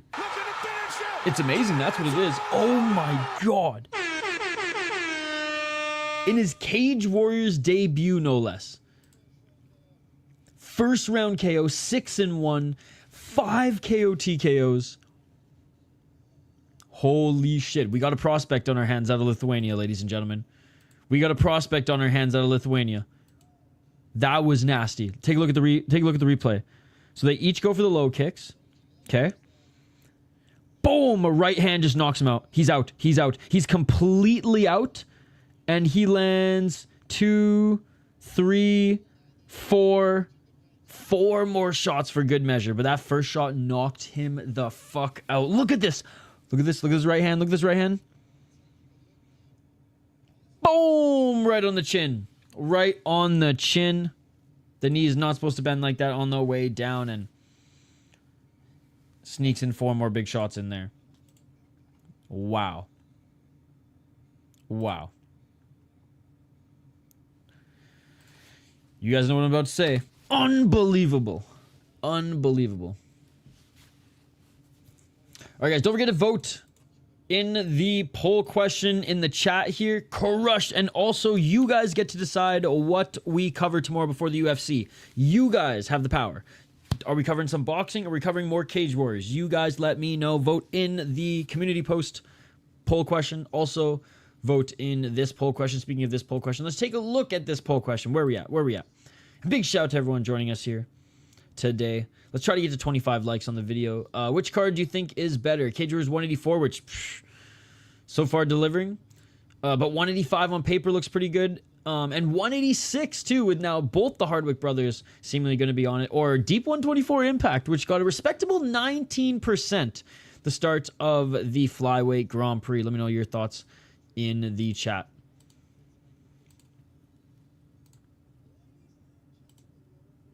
All right, already on the co-main event, ladies and gentlemen. Already on the co-main event. I will say, Cage Warriors, amazing pacing. Amazing pacing. Mighty Jabroni, Mr. Dictator. Had money on him. I'm a happy man. Check his fight against Jack Combi. Can be found on YouTube. Okay, I will. I will. Thank you. What's up, Reckless? Good to see you. Good to see you. Mantas one. Mantas Kondratavičius. Kondratavičius? Deep, baby. We're going balls deep and deep. Superior rule set. Real MMA. None of this fake-ass bullshit. I do love the bullshit, though. But none of these fake-ass unified MMA rules. Real MMA rules. This time change is clutch for deep. It really is. It really is. Late enough, now I can just wake up early instead of having to stay up all night. That is true. That is true. Good to see you, ACL. How you doing, buddy? Well, honestly, the time change was good for one championship Friday fights, too. I mean, getting up 7:30 for me versus 6:30, it's a world of a difference. Because I usually get up half an hour to an hour anyways. For the Japanese boxing card, for the Kenshiro card, I didn't. I literally woke up 10 minutes before I started streaming. That one was rough. That one was rough. All right. Co-main event coming up, ladies and gentlemen. And, man, we've had finish after finish after finish. We've had only one fight go to decision. The rest, we've all had knockouts. 6 out of 7 fights on the card so far have been via knockout, and 3 of them have come in the first round, 2 of them have come in the second round. So fun card thus far, ladies and gentlemen. Let's get to the co-main event. We're supposed to have goddamn George Hardwick on this card, but his opponent pulled out. Fuck. It is what it is. Now we get the Hardwick brothers on the same card, which I'm not sure if they dig that, because they probably, I mean, I don't know. We'll see. We'll see. If whoever fights first doesn't take too much damage, then I guess it's fine as far as like cornering each other. Mantas one. Mantas one. All right, let's get to this next one. We got David Jacobsson, who's 12-4 as a pro out of Sweden. He is the slight underdog. 4-1 in his last 5 fights, and his last win was against a 7-18 guy. All right, all right. 3 KO TKO, 4 submission, 5 decision. Fought in Octagon where he went 0-1, and also fought in Brave where he went 2-1. But yeah, went to AFN for an easy win. Lost an 8-6 and 1 guy. In Brave when he took a step up in competition, lost, but he beat some decent guys, I guess. I mean, his resume's nothing really spectacular. He's got some okay wins. 6-1 guy when he was 0-1, but like, where did this guy go? The guy never won a fight again. He's got experience. He's got experience. His opponent, Matthew Camilleri. Camilleri's out of Malta. He is 8-2 as a pro 4-1 in his last 5 fights, and he is minus 170. He is the favorite, 29 years of age, aka Thailand and next generation. Okay, so Good gym in Next Generation. I didn't know AK had a freaking gym in Thailand. 2 KO, TKOs, 2 submissions, 4 decisions. He lost once via knockout, once via decision. 2-1 in Cage Warriors, 2-1 in Full Contact Contender. He's on a 2-fight win streak. He beat a 5-1 guy via split decision. And a 5-5 guy via rear naked choke. Lost a 4-2 guy, but beat a 9-4 and 8-2 guy. He defended the belt against a 9-4 guy, won the belt against an 8-2 guy in Full Contact Contender. So it's pretty, and one of those was via knockout. So decent wins, and went 3-0 or 4-0 in the amateur scene. Yeah, I'm going with the favorite in that one. The Squid. Interesting moniker. Interesting nickname. The Squid. Real MMA rules. So the superior rule set. I know 12 to 6 elbows are allowed in the UFC now, but 12 to 6 elbows, soccer kicks, stomps, and knees to grounded opponents. Fake MMA is the unified rule set. So UFC, unfortunately, Cage Warriors, LFA, everything in North America, all fake MMA. Unfortunately. I'm still a junkie, so I'm going to watch them. We still see some good fights, but let's be honest. We've even seen it today. There was moments on this card where the superior rule set action would have given us some more entertaining, and it would have ended the fight earlier. Jacobsson is also a coach, I believe. Mantas is fucking go. Camilleri to win. Whenever I hear Camilleri, I'm a hockey guy. I just think of Mike Camilleri. Former Calgary Flame and Montreal Canadian. Where else did Camilleri play? You know what? We'll bring Hockey DB up.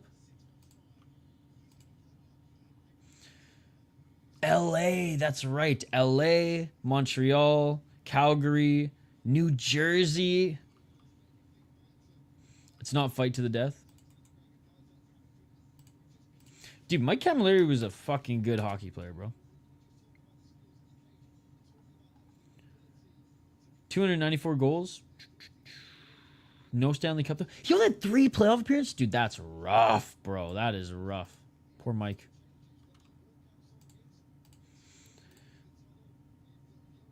It's not fight to the death. Well, okay. So let's water down every fucking sport then. Let's water down every sport. Okay, you know what? With your logic, let's just have, you're only allowed to have 3 shots a game in soccer. In basketball, you're only allowed to shoot threes. You're not allowed to do layups anymore. That's what it essentially is. It's watering down the sport. This is fighting, guys. This is fighting. All right? People are gonna get hurt. And you know what? The Japanese fighters, they've been aight since the freaking 70s. Well, 80s. Since the early 80s of Shuto, they've been doing this. They're fine with it. And you know what? The soccer kicks to the face don't happen as often as you think. The knees to grounded opponent is in one championship. No one's complaining about that. And the stomps to the face, if you can pull it off, props to you. Because it ain't an easy move, but give the opportunity there. And let's not water down the sport that is fighting. Now, I'm not a savage. I'm not saying, oh, we need eye gouges, biting and stuff like that. Nah, man. If you're gonna crotch sniff or you're gonna lay there on your back, you deserve to be kicked in the face. Literally just said, eye gouges, nut shots. That's savagery, not fighting. A kick to the face, that's a technique. That is a low kick, sir. That is a low kick. Instead of sweeping the ankle, you're sweeping the skull. If you're going to lay there and stall, you're going to get kicked in the face. If you're going to sit there on your knees and wait, you're going to get kneed in the head. This is fighting. Let's not water down and further destroy this sport because it is a disgrace, the unified rules. It's an absolute disgrace to the sport of mixed martial arts, sir. An absolute disgrace.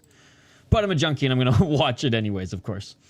I think the Maltese guy might have the edge, slightly better opposition. And the Swede was somewhat inactive over the last 2 years. Camilleri is the guy who said, fuck that judge in his post-fight speech last time. Eye poke should be an automatic point, by the way. Yes. Same with grabbing the cage. That, or they should just cut off the fingers of the guy who's grabbing the cage.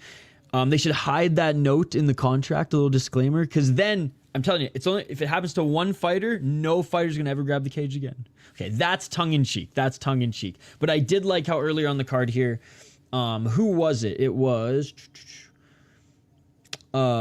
Finocchio. He grabbed the cage and it negated a takedown blatantly, and the ref, props to him, took a point away. That too. Maybe you kick someone with a freaking tough ass noggin.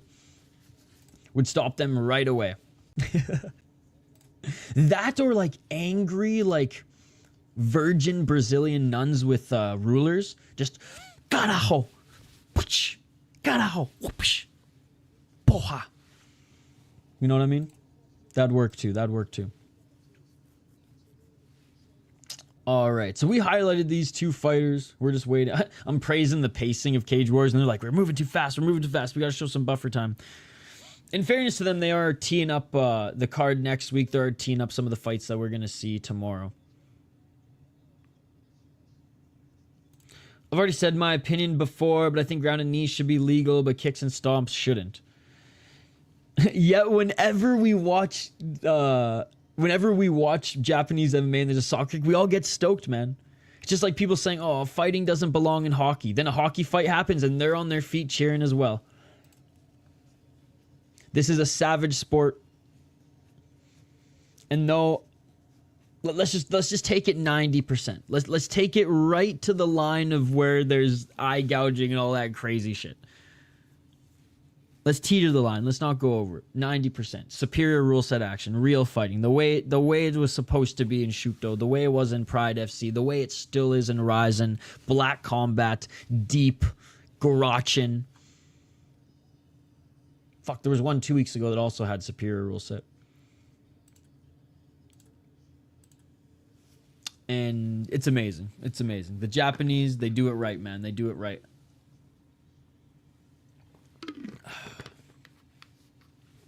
Maybe they just have thick skulls as well. Who knows? Who knows? See, it's a whole different sport. Headbutts is in Lethwei. So Lethwei, it's a version of kickboxing, right? It's a version of Muay Thai that allows headbutts.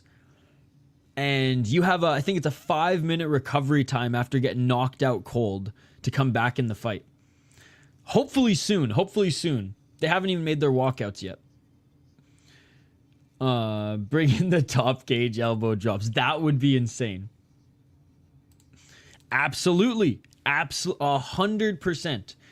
And you know what? There would be quite a few fighters in every era in the last 3 decades who would be irrelevant if that superior rule set was employed.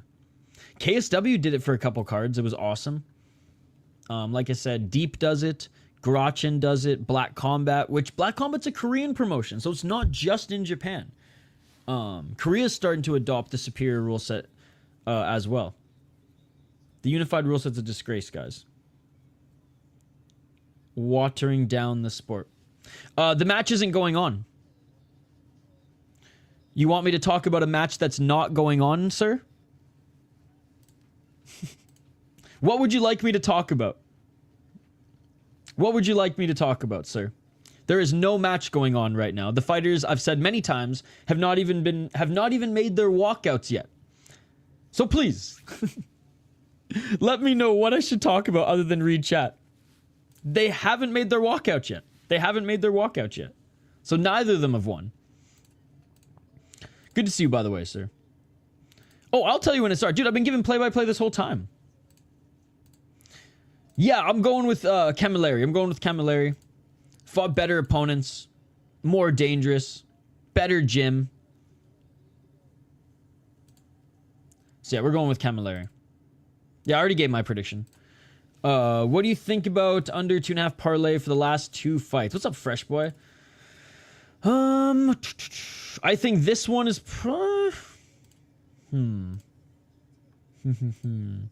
main event, sure. Main event, I don't mind it. I'd say the next fight's the one where you're gonna sweat on. The next fight's a little bit more evenly matched. But I mean, it's a bet, right? You're gambling, so.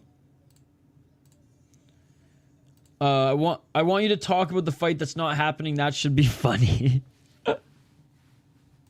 No problem, dude.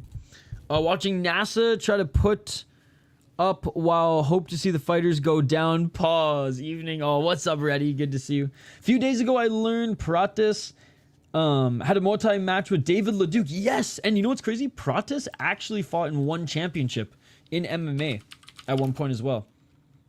Here, let's bring up his DB. Or not his DB, that's hockey. Tapology. The tapology of hockey is called hockey DB. So, I get them mixed up quite a bit. Dude, this is such a crazy win streak. Dude, and he fought Rafael Silva as well. He fights in K1. Yeah, David Leduc.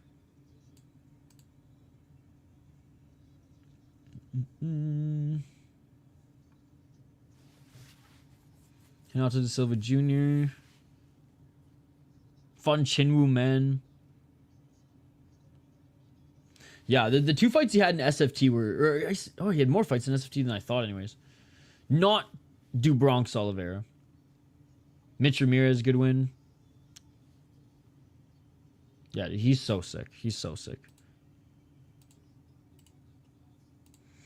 I am both excited and dreading his next fight, because that means I have to smoke a whole pack of cigarettes again.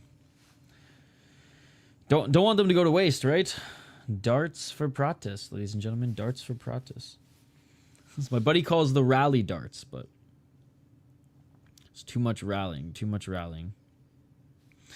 All right, let me know your picks in this one, guys. Who do you think's going to win? Again, the fighters haven't even made their walkouts. Here I was praising Cage Warriors start or pacing, and we have too many knockouts that they need to rag the puck a little bit.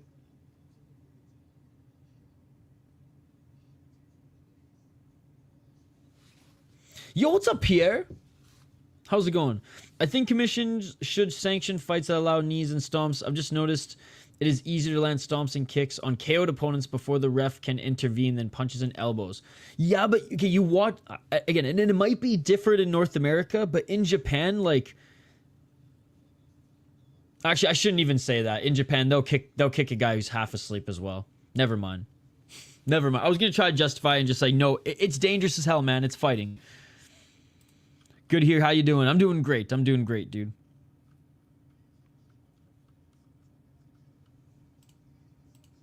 And it's like, I can live with no soccer kicks if the knees to grounded opponents were there, but at least, but I could also just give them the option. Give them the option. Had to stop watch long because this evil thing called a woman who thinks she's more important than European cage fighting, relying on your commentary. Yo, Miss No Chill Woman. What are you doing? Chill out, No Chills Woman. Are you at least going to be able to watch Cage Fury FC? Are you at least going to be able to watch Deep? She better let you go balls deep and deep tonight. That's all I'm saying. That's all I'm saying. Picking Camilleri. Because if you're going to skip Amasov, then you got to go balls deep. I think there should be an option for sanctioned fights that fighters can agree to. Hell yeah, the start of the Flyweight Grand Prix, baby. Dude, are they really... They better not be fucking ragging the puck for 20 minutes. Honestly, it better be like 5 minutes. Because, like, I don't care if you've gotten, 6 out of 7 KOs on your card. This is Cage Warriors.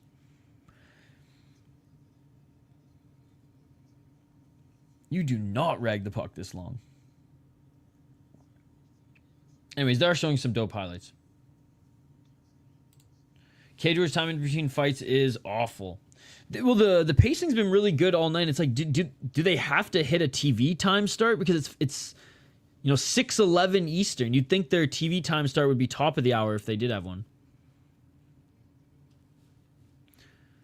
Honestly, if you're an MMA fighter and you're not like over caffeinating yourself or, I don't know, doing lines of cocaine, like, are you really a fight commentator? I mean, have you listened to those Brazilians, dude? Have you listened to the Brazilian commentators? You think that energy is authentic? Dobrax! Ah! I always call this fluff, but you always call it rag the puck. It's a hockey term.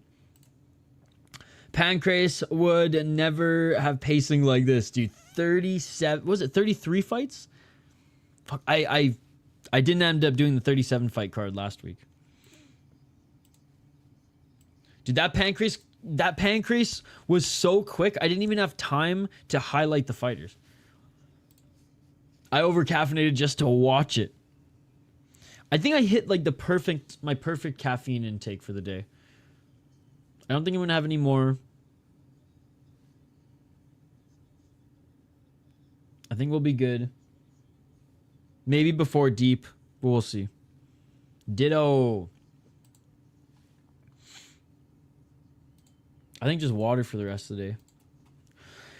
To be honest, maybe a tourney flow. Maybe a tourney flow. I miss Bellator. Me too. Speaking of good pacing. If you want more combat, Thunder Fights. Oh, that's their Brazilian promotion, right? Thunder Fights 38 just started free on YouTube. Thunder Fights 38. Yo, guys, you know what we should be doing right now, too? Yo, if you guys have Twitter, tag me in any combat sports highlight from the day, and we'll watch them on Twitter. Some of them I might say, like, oh, I can't because the promotion are not nice, and they will strike us. Tag me in any, or I already got one here teed up. Tag me in any highlights, guys, at VI Sports Talk on Twitter. Not to replay my... Okay, that's all good. Tag me at VS Sports Talk on Twitter. Check Discord, Random Fight League. Okay. Oh, yeah, you've been posting a lot there as well. I'll resort to that if, like, no one tags me on Twitter here in a sec. Because, you know... it is live. It is live. We're just waiting. Like, there's just a break right now.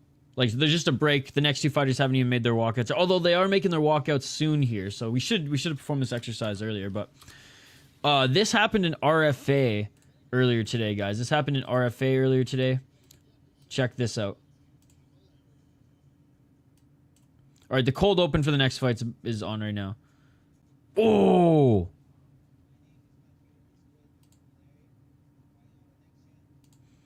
Squid Camilleri is pretty good given his name. Boom! A right hand right on the chin. They were showing replays during the break. There was just too many knockouts. Too many knockouts on the card that they had to take a little bit of a break. All right, what else do we got? What else do we got?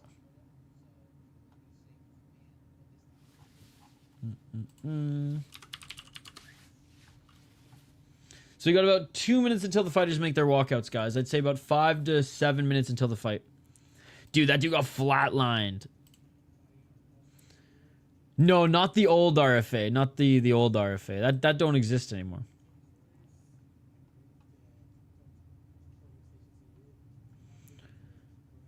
I can't show the one championship one. I really want to.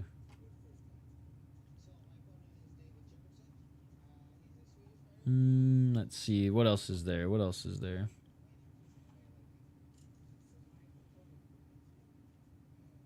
I don't know. I forget what league this is.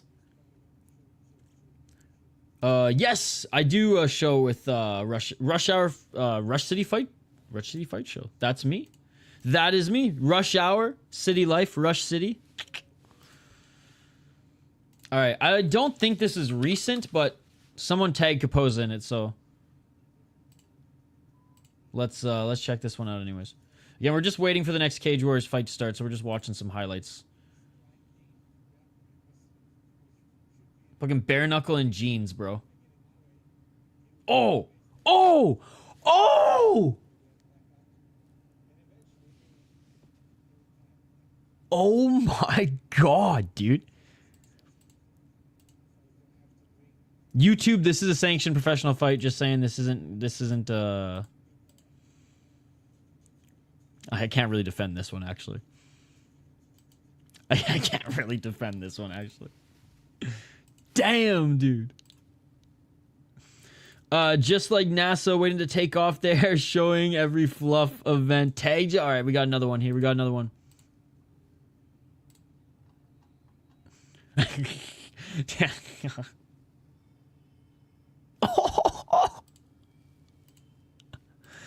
YouTube might fuck me for this one, but I don't care.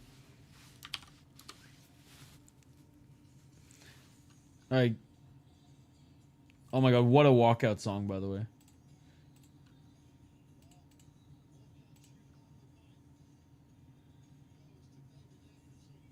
Boom! Look at this, look at this. Perfect technique. Boom! That's what I like to see. That's what this guy, little mini's a beat.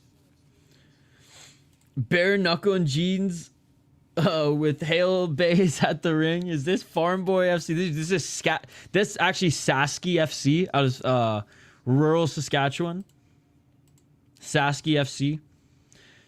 I mean, you're from there, Striking Ace, or from that area. What would be in either Alberta or Saskatchewan? What would be the town that you think would best personify that? The level of are you kidding me? This kid was about to be beaten up in the friggin' bathroom of his school. You throw a spinning kick like that in a friggin' elementary school fight? Shit, nothing but respect.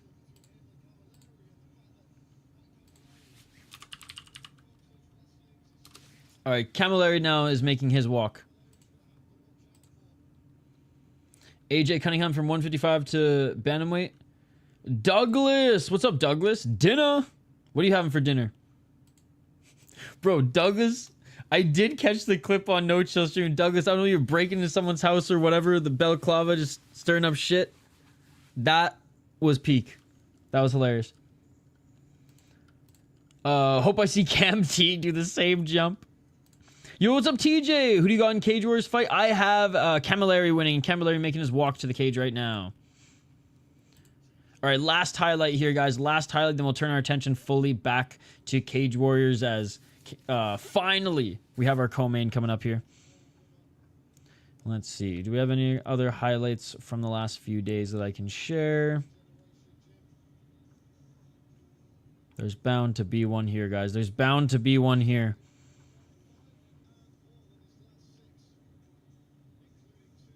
Oh, here we go. MMA Series 89. I got one. I got one.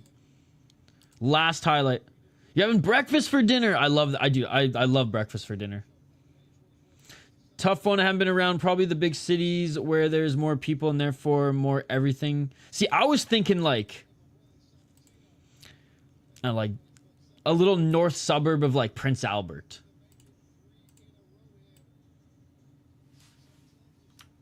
Or maybe like Nipawin.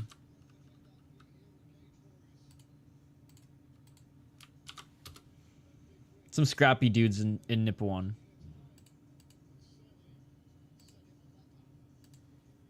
All right, let's see if this works.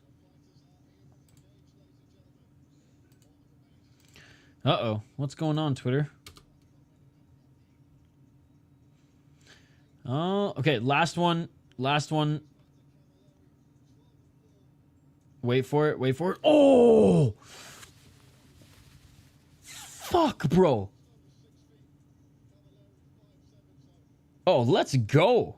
Oh my god, this one's savage. Dude, I gotta save this one. Jeez.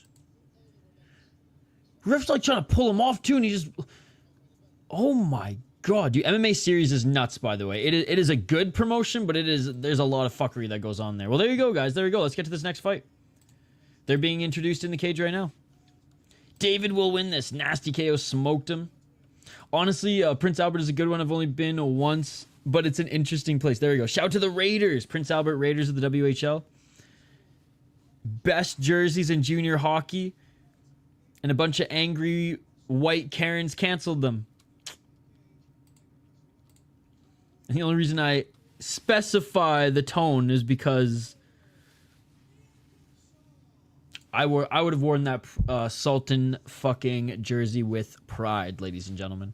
But anyways, that is a story for another day. Fighters are being announced in the cage for the co-main event. No title fights on this card, by the way, guys. No title fights on this card.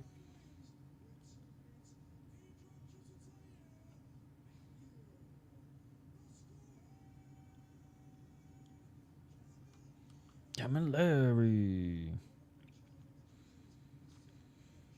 All right, here we go. Finally, we get back to calling some fights here. It's been like half an hour. Then I got to set up the Cage Fury FC stream after this because we're starting that in about an hour and a half. All right, round one, ladies and gentlemen. Let's get it on. 4 minutes and 57 seconds. Low kick by Jacobsson. Andrey Augusto. What's up, Cristiano? Low kick by Jacobsson. Jacobsson, a lot taller than Camilleri. Camilleri looking for the takedown. Camilleri unable to get the grasp on the double leg here. Good job by Jacobsson stuffing the takedown. Now Jacobsson looking to control the shoulders. Again, if we were allowed knees to grounded opponents, if we were allowed soccer kicks, this situation would have been totally different. Still looking for the single leg. Here's Camilleri. Can he take Jacobsson to the ground? He finally takes Jacobsson to the ground, but Jacobsson looks like he's going to pop right back up on his feet.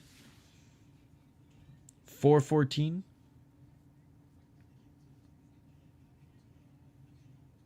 Body lock here by Camilleri.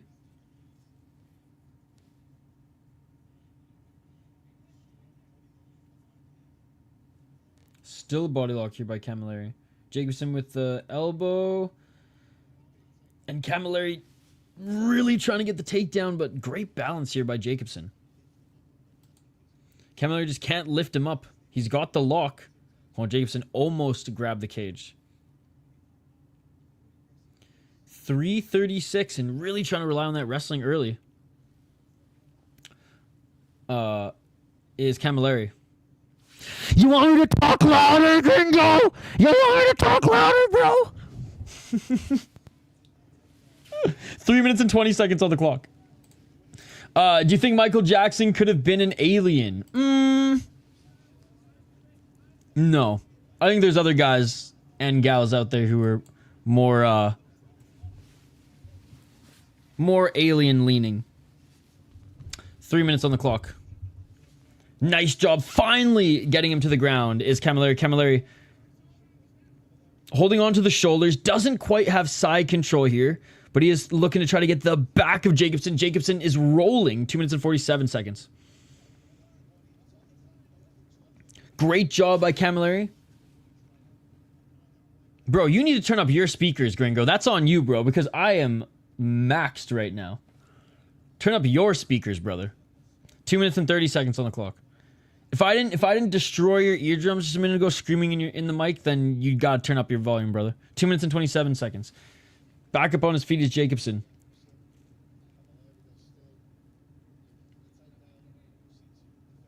$2.14. Like, I think Sean Woodson is definitely an alien over Michael Jackson. Thumbs up, brother. Yo, what's up, Mr. Bombastic? Jacobsson, knees planted. Left knee planted, right foot planted. Defending the takedown well. 1 minute 53 seconds.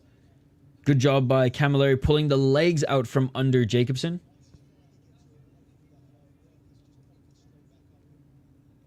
Camilleri, body lock. Trying to just drag Jacobsson either away from the wall or to firmly get that left hook in. Back up to his feet is Jacobsson. Jacobsson's been on the defense this entire round, by the way, guys. 128.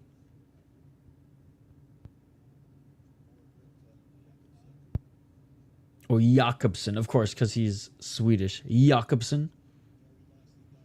And a beautiful single leg takedown by Camilleri. But he's not doing anything with these takedowns. He's getting the takedown, and then Jacobsson's getting back up to his feet. I seen Elon Musk reboot a couple times. I like him, but definitely could be an alien. Elon Musk could definitely be an alien too. Yep, that's a good one. 57 seconds. And there's a right hand by Camilleri. Oh, big elbow by Jacobsson. And Camilleri with another takedown. Fuck yeah, Matthew. 43 seconds.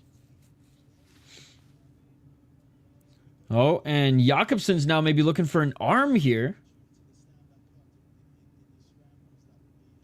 31 seconds. But Jacobsson might be able to at least threaten a straight armbar to get that left leg over the back. Nice little scramble by Jacobsson. Sprawling. Sean Wilson built like the dancing balloon man that be posted outside of the auto dealerships. Yes. The how does Family Guy describe it?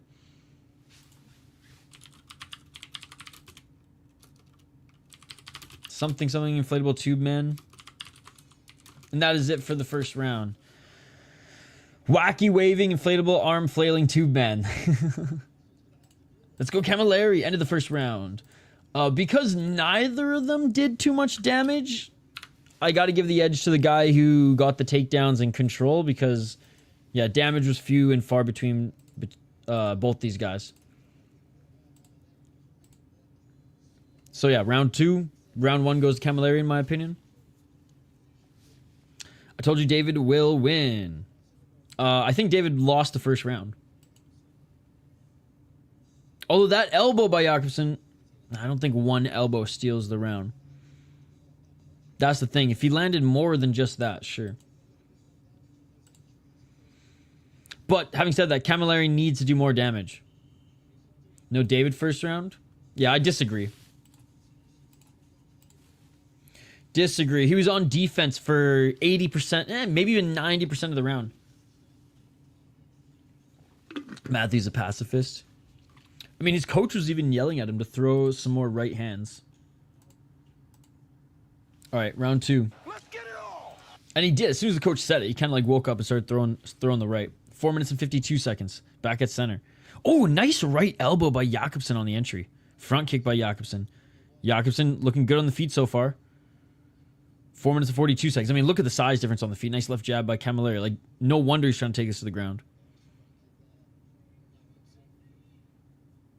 4:33. Overhand right by Camilleri to go for the takedown. I guess Camilleri's just hoping Jacobsson kind of gets tired. He wears him out here. At the end, we'll see. Yes, sir. Yes, sir. 10-8. I mean, I don't think it's a 10-8. Look what happened to Alex and Ankalaev. That's true. That's true. 4 minutes and 10 seconds on the clock. On the bottom, here's Jacobsson as Camilleri completes the takedown. But trying to readjust position, Jacobsson almost gets back up to his feet. Camilleri with the body lock. Camilleri looking for the back take. And he's able to get the back of Jacobsson. He pulls him off the cage, gets the double hooks, and Jacobsson trying to roll out of this, but Camilleri threatening the rear naked choke. Camilleri only has one hook in now, trying to get the body triangle secured. All right, both hooks are back in. Both hooks are in for Camilleri. Body triangle secured on, not quite secured, but close on that left side. 3 minutes and 25 seconds. He's going to have a lot of time to work this rear naked choke once he gets that body triangle. Actually, he's starting to lose position a little bit here, to be honest. Camilleri's coach is saying, tell him to readjust or try to even get into full mount, which, oh, he's close. Jacobsson trying to reverse, and Jacobsson successfully reverses. Now Jacobsson looking to try to get back up to his feet, and Camilleri desperately holding on to the single leg. UFC fight pass. 2 minutes, 55 seconds, and Camilleri gets the takedown again. Good job by Camilleri getting the takedown here. In his corner. And now looking for some ground and pound. Dude, you hear Camilleri's corner saying, hit him! Hit him! Hit him! Left elbow by Camilleri. You know, if Camilleri just hits him more in these positions, that's going to score big in the judges' eyes. Half guard. The fight's still going on. 2 minutes and 21 seconds. Camilleri still in half guard. Knee to the body by Camilleri. Camilleri looking to get into mount. He lost. I bet Camilleri to win this one. 1 minute and 58 seconds. Trapping that left shoulder of Camilleri right now is Jacobsson. That's going to make it harder for him to pass guard. And honestly, the guard is very high for Jacobsson right now. Jacobsson actually pushes off Camilleri, but Camilleri right back on him. Body lock is looking to drag him off the cage again. He's going to do the use of Zalal in the third. I think he's going to continue to try to wrestle him. 1 minute, 36 seconds. And here comes the trip. Was able to drag him back down, but only for a moment. Camilleri just will not stop grabbing the single leg. Good job of him grabbing the ankles, dragging Jacobsson back to the ground. But Jacobsson knee planted.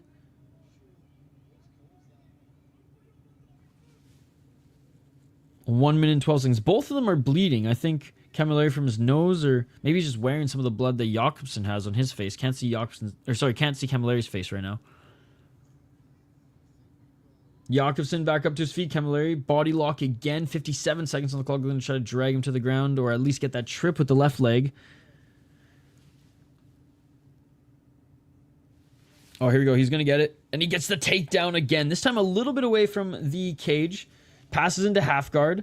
Couple shots to the body. Ooh, big elbow from the body by Jacobsson. I think it's 2-0, yes. 34 seconds on the clock. Fight's still going on. We're in the second round. 30 seconds left in the second round. Main event coming up next. No, dude, you're not watching this fight. So there's no way in hell you think David won that second round. This is how I know you're not watching the fight, man. There's no way you're watching the fight if you think David Jacobsson won that second round.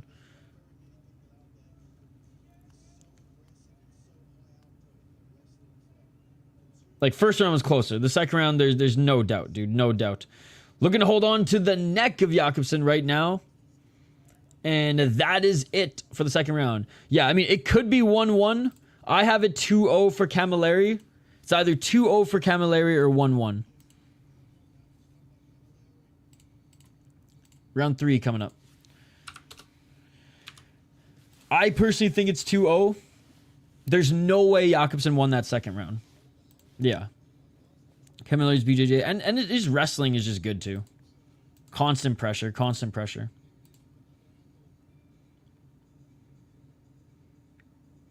On the feet, Jacobsson's having his moments.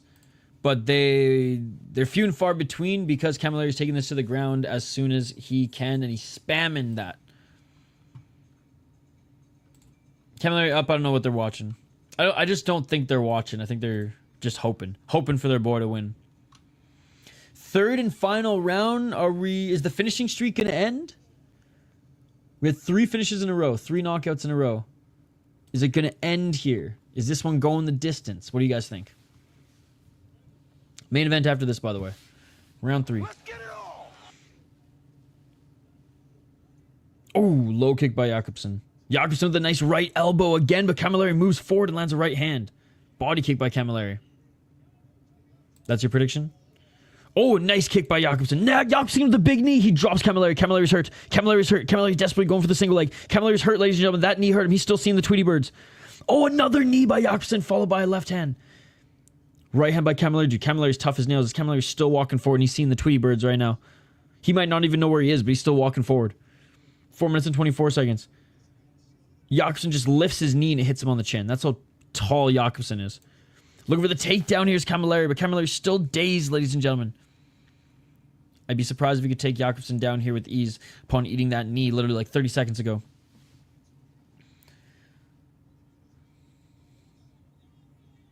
Nice job defending here is Jacobsson. And Jacobsson back up to his feet and lands a big right hand. Camilleri eats a right, eats a left, and Jacobsson just drops Camilleri with the left. Right hand by Jacobsson. Jacobsson. Bro. Jacobsson with another knee. He might win this fight via TKO. There's no way he would have won this fight via decision. Unless he got a 10-8 here, which he might have here. But he is absolutely destroying Camilleri on the feet. Camilleri's got a chin. He's still in this. He's somehow still in this. He needs the takedown. And Jacobsson's piecing him up on the feet right now.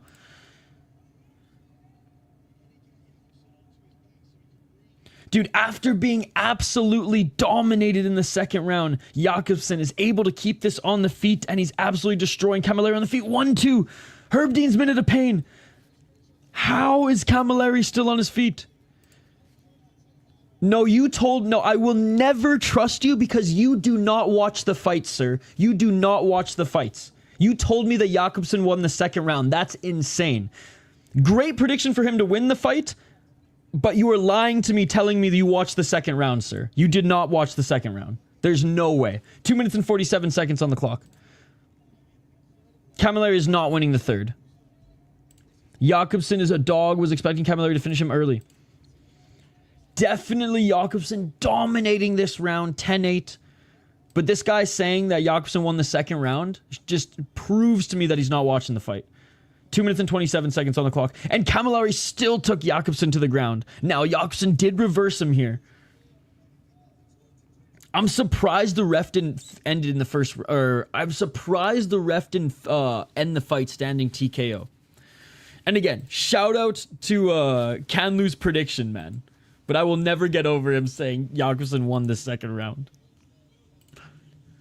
Back up to their feet. Camilleri looking to try to get the takedown again. If Camilleri can survive this round, he still might win the fight. Camilleri picks up Jacobsson. Dude, that's embarrassing. That's embarrassing. Camilleri just picked up Jacobsson and threw him to the ground, and now he's in side control. Oh my god, Camilleri might finish him. Jacobsson's hurt. Jacobsson's gassed. And Camilleri takes his back. Camilleri takes his back. Jacobsson might reverse here.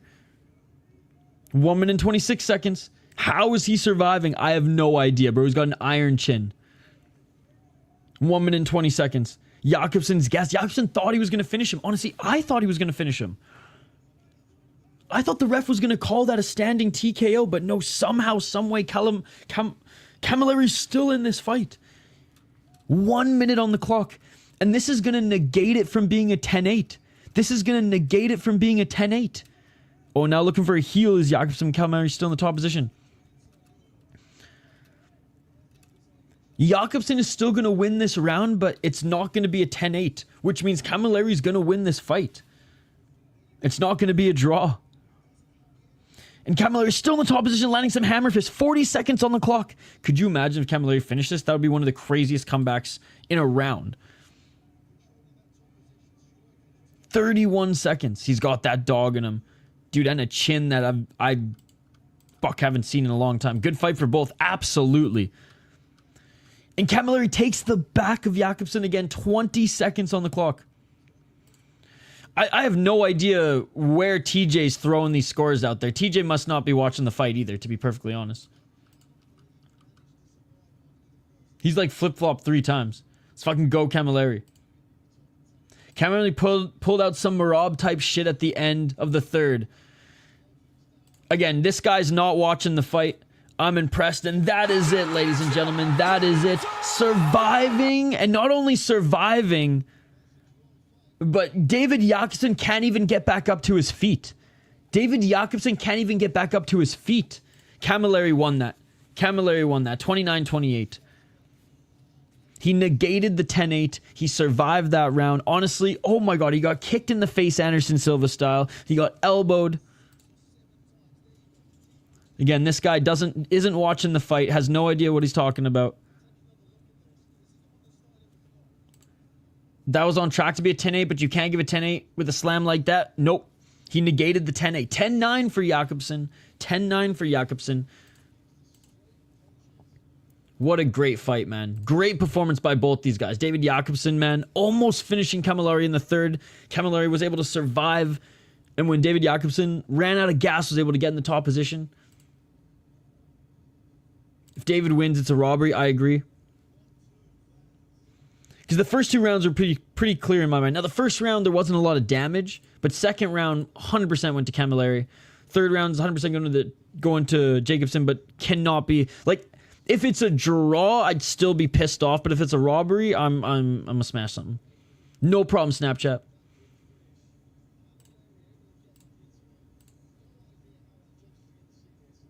The judges better give the first 2 rounds to Camilleri. And then give Jacobsson the third round 10-9. It's pretty simple.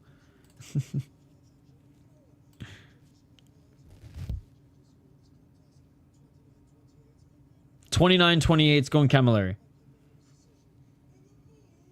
No!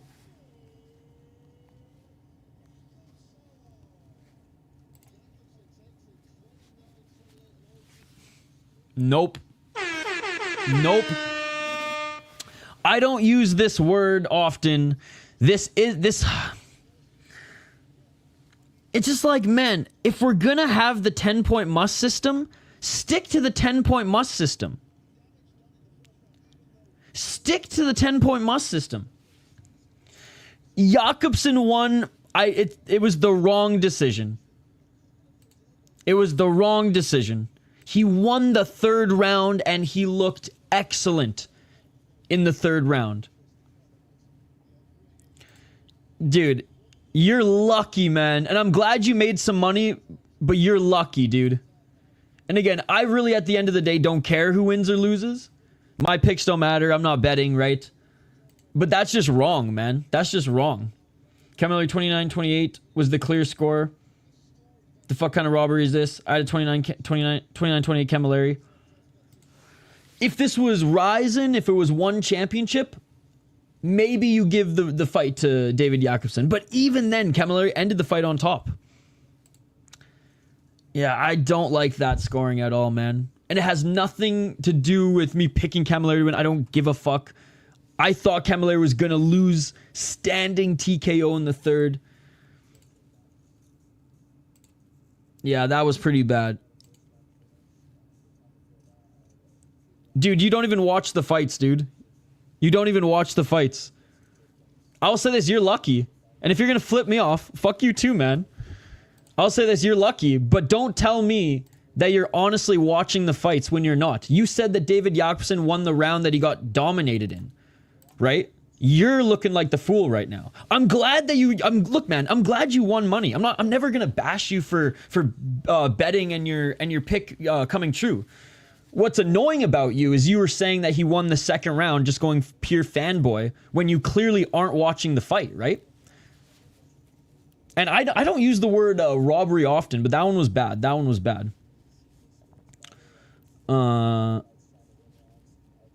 You're the big loser? Bro, why? Why am I a loser? Why am I a loser, dude? I think you should stop sponsoring Cage Warriors on UFC Fight Pass if there are robberies like this. Well, it's not sponsoring. While judges judge the fight as a whole. I literally said, I'm stoked you won some money, dude. But if you're just going to say nonsense in the chat, you can fucking leave. I mean, the small guy was boring, but still. Well, I mean, they're not just going to cut Cage Warriors on Fight Pass because of one bad decision, dude. All right, let's get to the main event. Let's cleanse the palate. Let's cleanse the palate. And you know, that's what sucks about something like that, man. It's like, that was an awesome fight. There was resiliency from one guy. There was, you know, almost getting the finish from another. And the judges have to spoil it. And the judges have to spoil it. Yeah, he's just feeling himself because he didn't watch the fight and got a lucky pick right. Which, hey, he cares more about his picks than I do. I'm just annoyed that he was saying that Jacobsson won the second round when he clearly wasn't watching the fight. This weirdo's just rage baiting and just ignore him. He has to be trolling. Robbery. I don't think he is. That's what's scary. He's been in the chat a lot. He might unsubscribe now, but yeah, he's just not even watching the fights, which is hilarious. All right, let's get to the next one. Main event of the afternoon. Main event of the afternoon. Yeah, I don't say robbery often, man. What? Agreed. And you guys know me. I do not utter that word often. I hate when MMA fans diminish that word and just call every close decision a fucking robbery. The first two rounds were clear, and the third round, like, it was such a... Look, I'm no judge, but we all saw that the same way.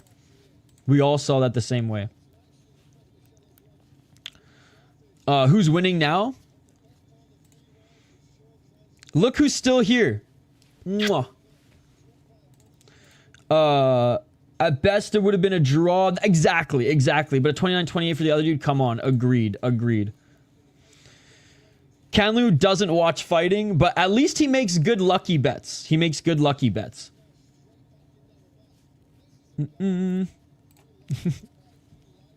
I've known Canlu for a while, dude. We're homies.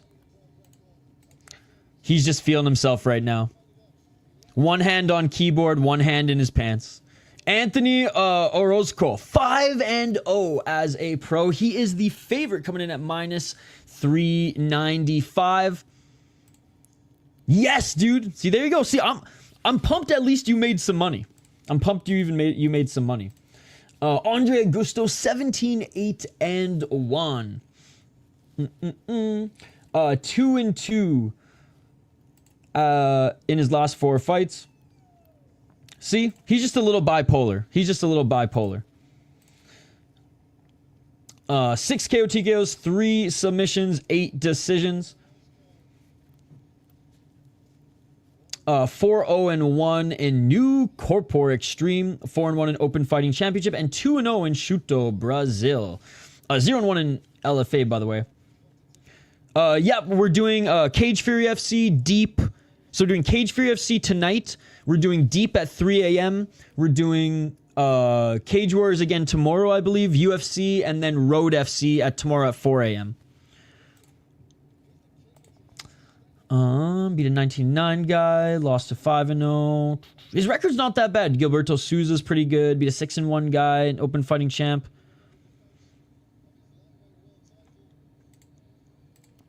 See, I didn't even think... I thought this one was worse. I thought this one was worse than the Santos one, personally. And I thought that fight was closer than this one. Anthony Orozco, 5-0. Doesn't have as much experience as his opponent, but a very good prospect on the rise right now. 5-0 in Cage Warriors. Great win in his last fight against a 2-1 guy. Be a 2-0 guy. 6-5 guy when he was only 2-0. He's beaten guys with winning records since becoming a pro. And on the amateur scene, he went to respectable 9-1, competing the IMMAF. So I am going Anthony Orozco in this one. Andrey Augusto, like a solid opponent, a solid veteran, 32 years of age. Been there, done that. Fought various types of fighters, fought various prospects, fought various veterans. So this is one of those where, like, Orozco, to continue to develop, to continue to get on like the UFC's radar or another bigger promotion's radar, or even just to get into championship contention here in LFA, the American is going to have to defeat Andrey Augusto. 5-0 by is Anthony Orozco, 17-8-1 for Augusto. 170, Orozco a little bit taller than Augusto. Augusto 5'7", so he's actually pretty short. Fire hydrant type frame. Orozco 5'11". Augusto's a decent vet. I'm changing my pick. All right, here we go. Main event coming up. Only 3 rounds though, guys. Only 3 rounds. Hell yeah, we're gonna have a little bit of time. I think I have an actually, what time does it's such a trip that it's what? It's almost 6 o'clock for me. Sun's still out. I love it.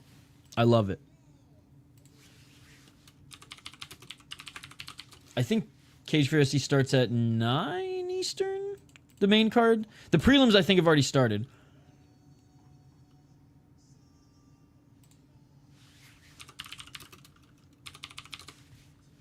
Our fighters are being announced in the ring right now, or in the cage right now.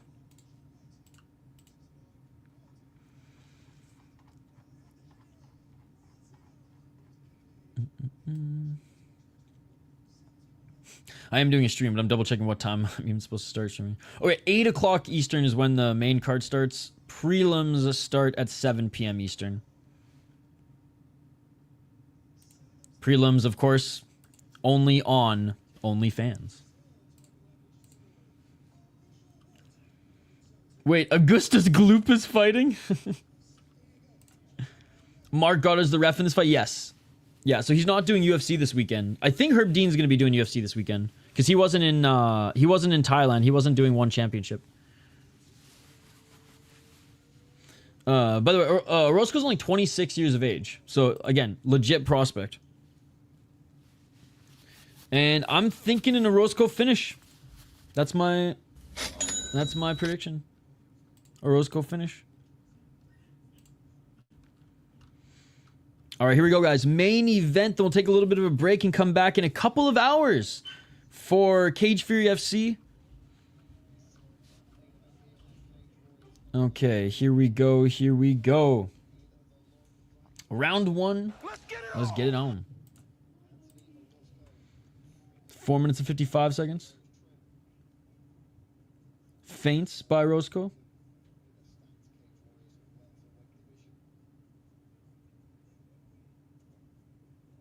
Orozco with more feints. Looking for the low kick. No Chill MMA. This one's for you, brother. I think this is one of No Chill's favorite prospects here. Wide stance for Orozco. Augusto looking for that entry on the takedown. 425. Left hook by Orozco. Swing to miss with the low kick by Augusto. Augustus Gloob. Left to the body by Orozco.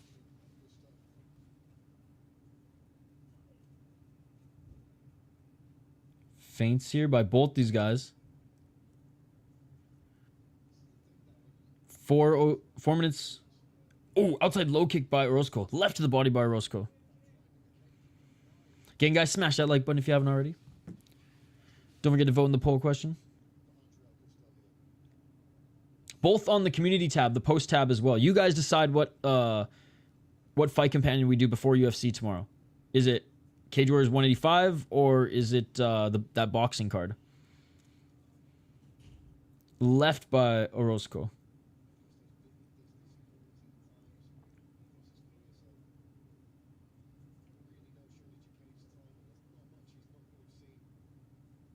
Two or 323. Low kick by Orozco. Left by Orozco.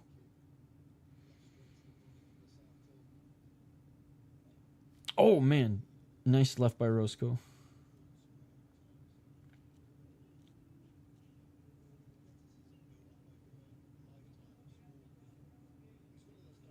Oh, man. Orozco's just missing with that right hook now.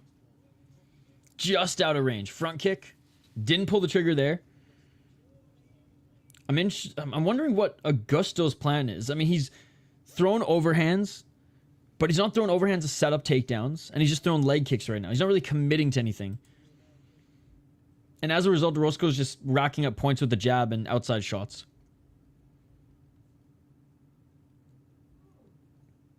.232. Oh, nice left hook by Orozco. All right, was looking for a body lock there, or at least a clinch was Augusto, and Orozco just landed some big shots and got him off of him. Back at center, left to the body by Orozco. Oh, Orozco missing with that left hand, and Augusto just missed his opportunity to shoot. High kick by Orozco. Oh, overhand by Augusto, and there it is. There's his entry. Looks for the body lock, and great job by Orozco defending, getting the underhooks. Back up against the cage.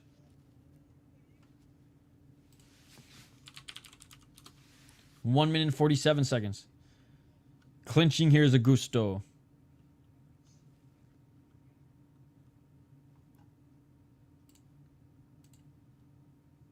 Still clinching is Augusto. 1 minute and 35 seconds.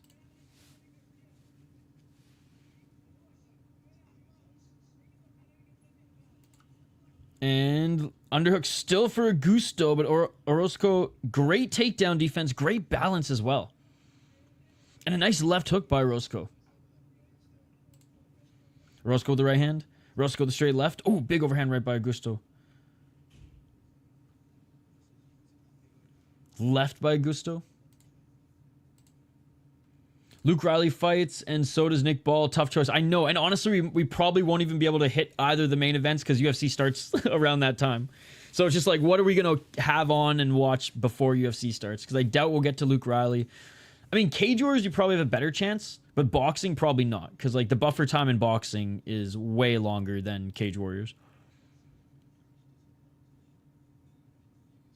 I mean, 2.5 hours and we're on 8 fights. Oh, big knee by Orozco. Desperately looking for the single leg takedown. There's Augusto and Orozco. Again, great takedown defense. Knee to the body by Orozco. I was thinking Cage Warriors 185 tomorrow. Hell yeah, vote in the poll question. Vote in the poll question. I'll share the link again. 18 seconds. Separate. 10 seconds. Back at center. So far, Cage Warriors is leading 73%, but only a handful of votes. Orozco won round 1. And that is it for the first round. Yo, I appreciate you, man. Thank you so much. That shit beautiful than a motherfucking. All right, round 2. How's it going, Ivar?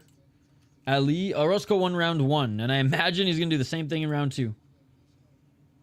But yeah, the link in the chat. That's I have a poll question. You guys decide what I stream tomorrow before UFC. Are we doing Cage Warriors 185 or are we doing some boxing? You guys get to decide.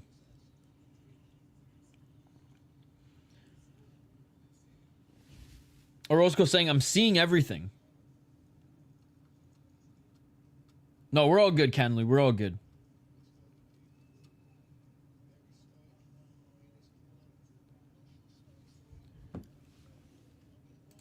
We're all good. We're all good. All right.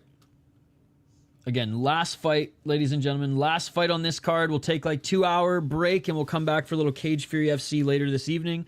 Big shout out to everyone who joined us for 1 and the round 1 and 1 championship early today. Wrapping up after this, but I appreciate you guys being here. Let's continue on in round 2. 451. But yeah, like I said, Canley, we're good, buddy. We're good. We got a little overzealous there. We got a little overzealous. 4 minutes and 40 seconds.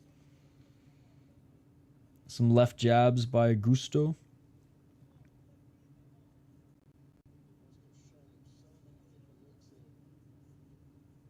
Orozco trying to find his entry with that straight left. Through a 1-2. Neither of those got through.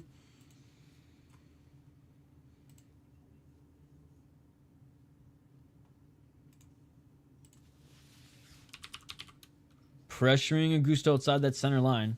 Very herky-jerky with his movements, though, Orozco. Not like super... Like, he's light on his feet, but he's not bouncy. Herky. 3 minutes and 55 seconds. And Augusto, pretty stationary.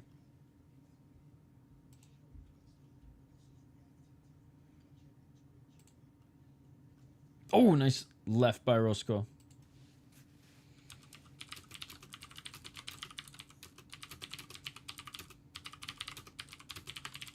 Three minutes and 35 seconds.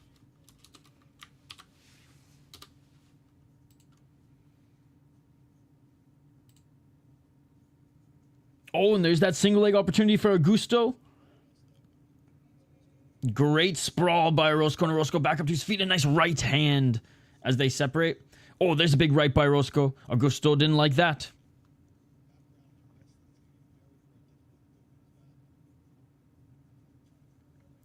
Left hand by Orozco. Orozco. Right hand now. Didn't land clean.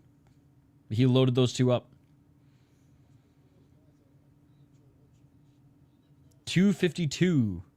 Or high kick by Orozco. Switching stances again. 244. Looking for the double leg as Augusto doesn't get a nice knee and a right hand and a 1-2 follow-up by Orozco. Dude, Augusto now is making Orozco pay when he can't get the takedown. 229.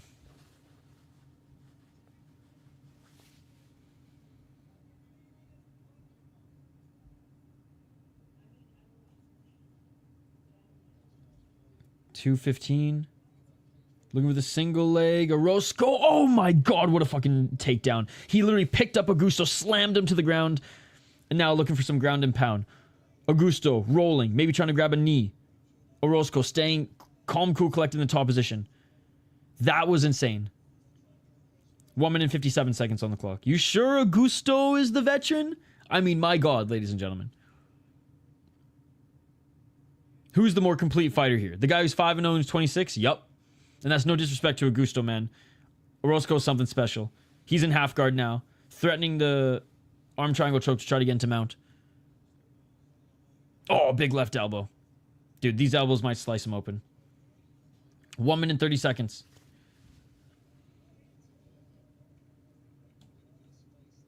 Side control as Augusto look. Oh, now he's looking for a guillotine, perhaps. See if we were allowed knees to the head. If we allowed knees to grounded opponents, the fight might be over right now. But at last, we have these fake-ass unified rules. Yo, yo, yo, Mateo. Oh, big hammer fist on the entry by Orozco as he re-enters the guard.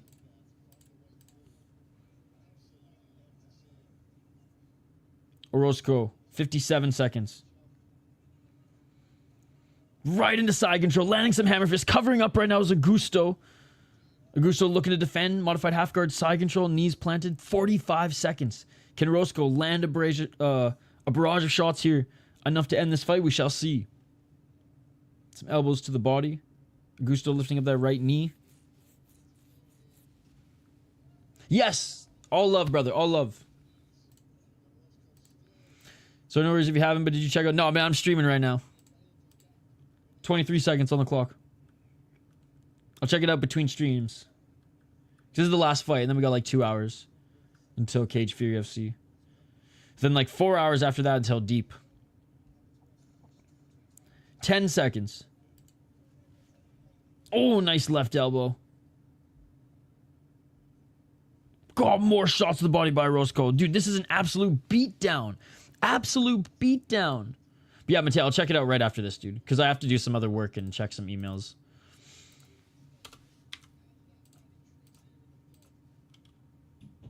No, all good, all good. All right. Third and final round, guys. Third and final round. Last fight on this card, but don't you worry. Like I said, 2 hours. We got Cage in exactly 2 hours. We got Cage Fury FC. Main card should be great. 10-8 round, maybe. Honestly, could be.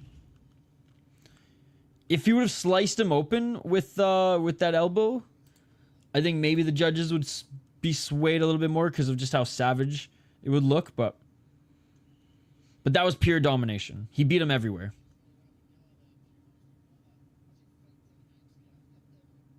Faked an axe kick to come in. Yeah, faked the axe kick to get into side control, man. This kid is on another level. He's good. He's good. All right, third and final round, guys. Thank you so much for joining. Smash that like button and vote in the poll question if you haven't already. Like I said, we'll be back for more MMA later, but we got one more round here. Prospect versus veteran. Test for Orozco. Turned out to be a test for Augusto.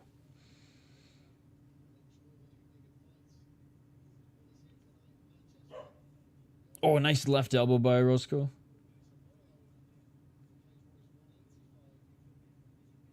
.433.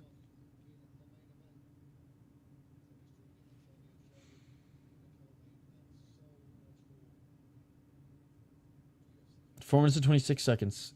Walking forward is Orozco. Pressuring Augusto outside that center line.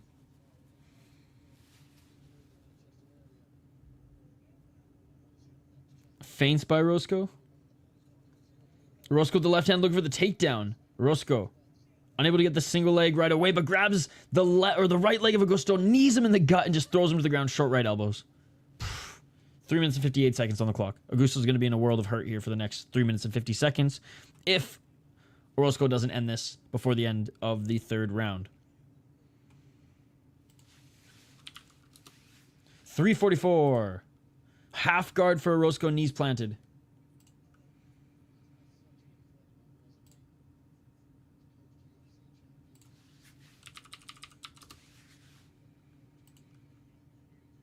.328.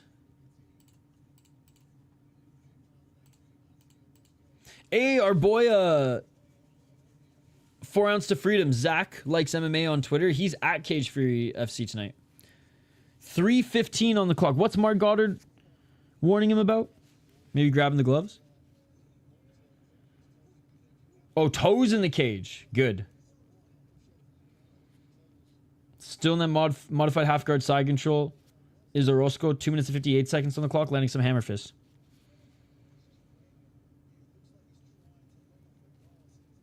Oh, maybe looking for a Darce choke here? God, again, if we were allowed real MMA rules, knees to the face here, the fight is over. Oh, modified Darce. Modified Darce. He needs to get that. Okay, now he's going to get it. He got that left hook free. Darce choke. Orozco.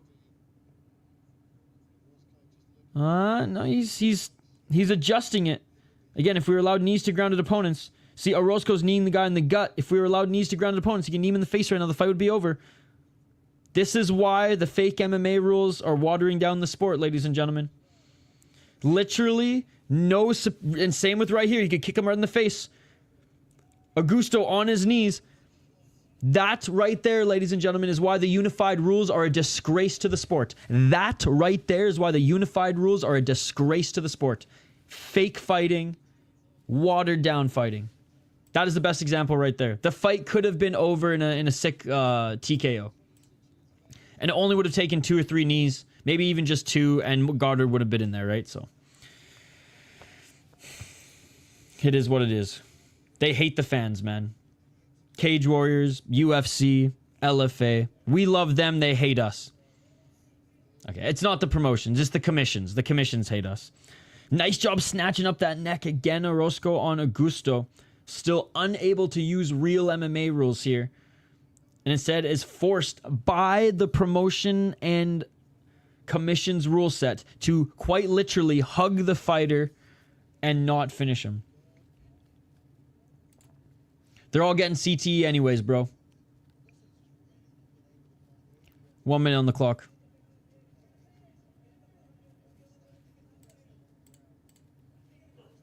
$55 seconds. If they had a scrap on the feet, worse for your brain than 2 knees to the head, right?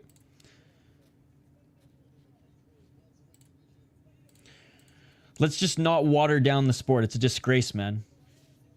Basketball is not just 3-point game. I mean, it kind of is now, but soccer, you're allowed more than 3 shots per half, right? Oh, that'd be like a goal only counts on the power play in hockey, or like something crazy like that. Oh, now looking for the knee bar here. Good job by Augusto, but rolling out of it. Big left hands by Orozco. Still in the top position. Final 15 seconds on the clock. Big right hands by Orozco. More shots by Orozco in the top position. I mean, he's going to end in the top position here. 5 seconds on the clock. 3, 2, 1, and that is it. Good to see you, by the way, Magnum XLPI. Learn to code. Everyone should learn to code.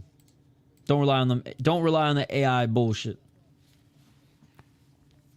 And that is it, ladies and gentlemen. Orozco should take this one 3 rounds to 0. He should take this one 3 rounds to 0. And if it was 5 rounds, he looked like he probably had 2 rounds left in him. Hey, sounds good, Chris Cushman. Thank you so much for hanging out as always. Hey, Scott, at least we get to watch some superior rule set action tonight for Deep. Or I guess this morning. We might have to do the ASMR because we got a full house here today, but that's okay. All right, we're going to await the official decision and then we're going to bounce as well, guys.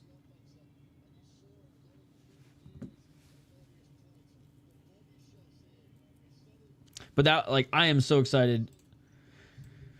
I am so excited for Anthony Orozco, man. Like, technique-wise in every area of mixed martial arts. Kickboxing, Muay Thai, just general MMA striking, ground and pound, wrestling. I mean, even jiu-jitsu as he was threatening a choke there. Like, everything was good. Hell yeah, dude. Can't wait. Everything was there. And Augusto is, like, no slouch, right? A solid, crafty vet. All right, here we go. Final official decision.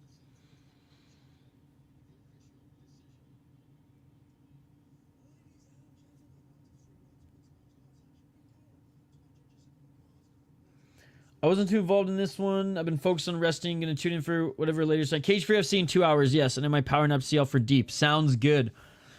And Anthony Orozco wins this one unanimous decision. USA. USA. 30-27. Yeah. All 3 rounds. Great win by Orozco. Great win by Orozco. Dude, what a great card. Yeah, the finish streak was ruined towards the end, but some good fights nonetheless. Well, I mean, this one was a fucking robbery, but other than that, good, like, fun fight despite the robbery. Proper decision here. Great KO TKO, great KO TKO, great KO TKO. The right decision and a pretty decent fight. KO TKO, KO TKO. What a great card. Despite George Hardwick not being on it, despite various cancellations, it was a good card, man. It was a good card. Hey, what's up, Ben? We'll be back in 2 hours, Ben. We'll be back in 2 hours. But we're gonna take a break now. I'm gonna finish up some work. And then yeah, we'll be back for Cage Fury FC. But man, what a day. I've been like doing some editing work between covering these events. Ugh. Maybe I need to do a proper stretch too. But anyways, that's it for me here. We'll see you guys in a couple hours for Cage Fury FC. I'll get the stream up very, very soon. But if you haven't already, smash that like button. If you haven't already, subscribe to the channel. Hell, even comment on this video what your favorite fight was after it's posted. That would be awesome. And yeah, guys, we'll be back. We got 2 more fight cards tonight. Always remember, it's not Ankalaev's fault. Also, when people kick him, tell him not to just let them kick him. It's Seagal's fault. It's Seagal's fault. Let's go get the foam roller out. Oh. One step ahead of you, bro. One step ahead of you. See ya. Smash that like button and subscribe, and we'll see you on the next one in 2 hours. Cage Fury FC. Peace. I'm out of here. Yeah.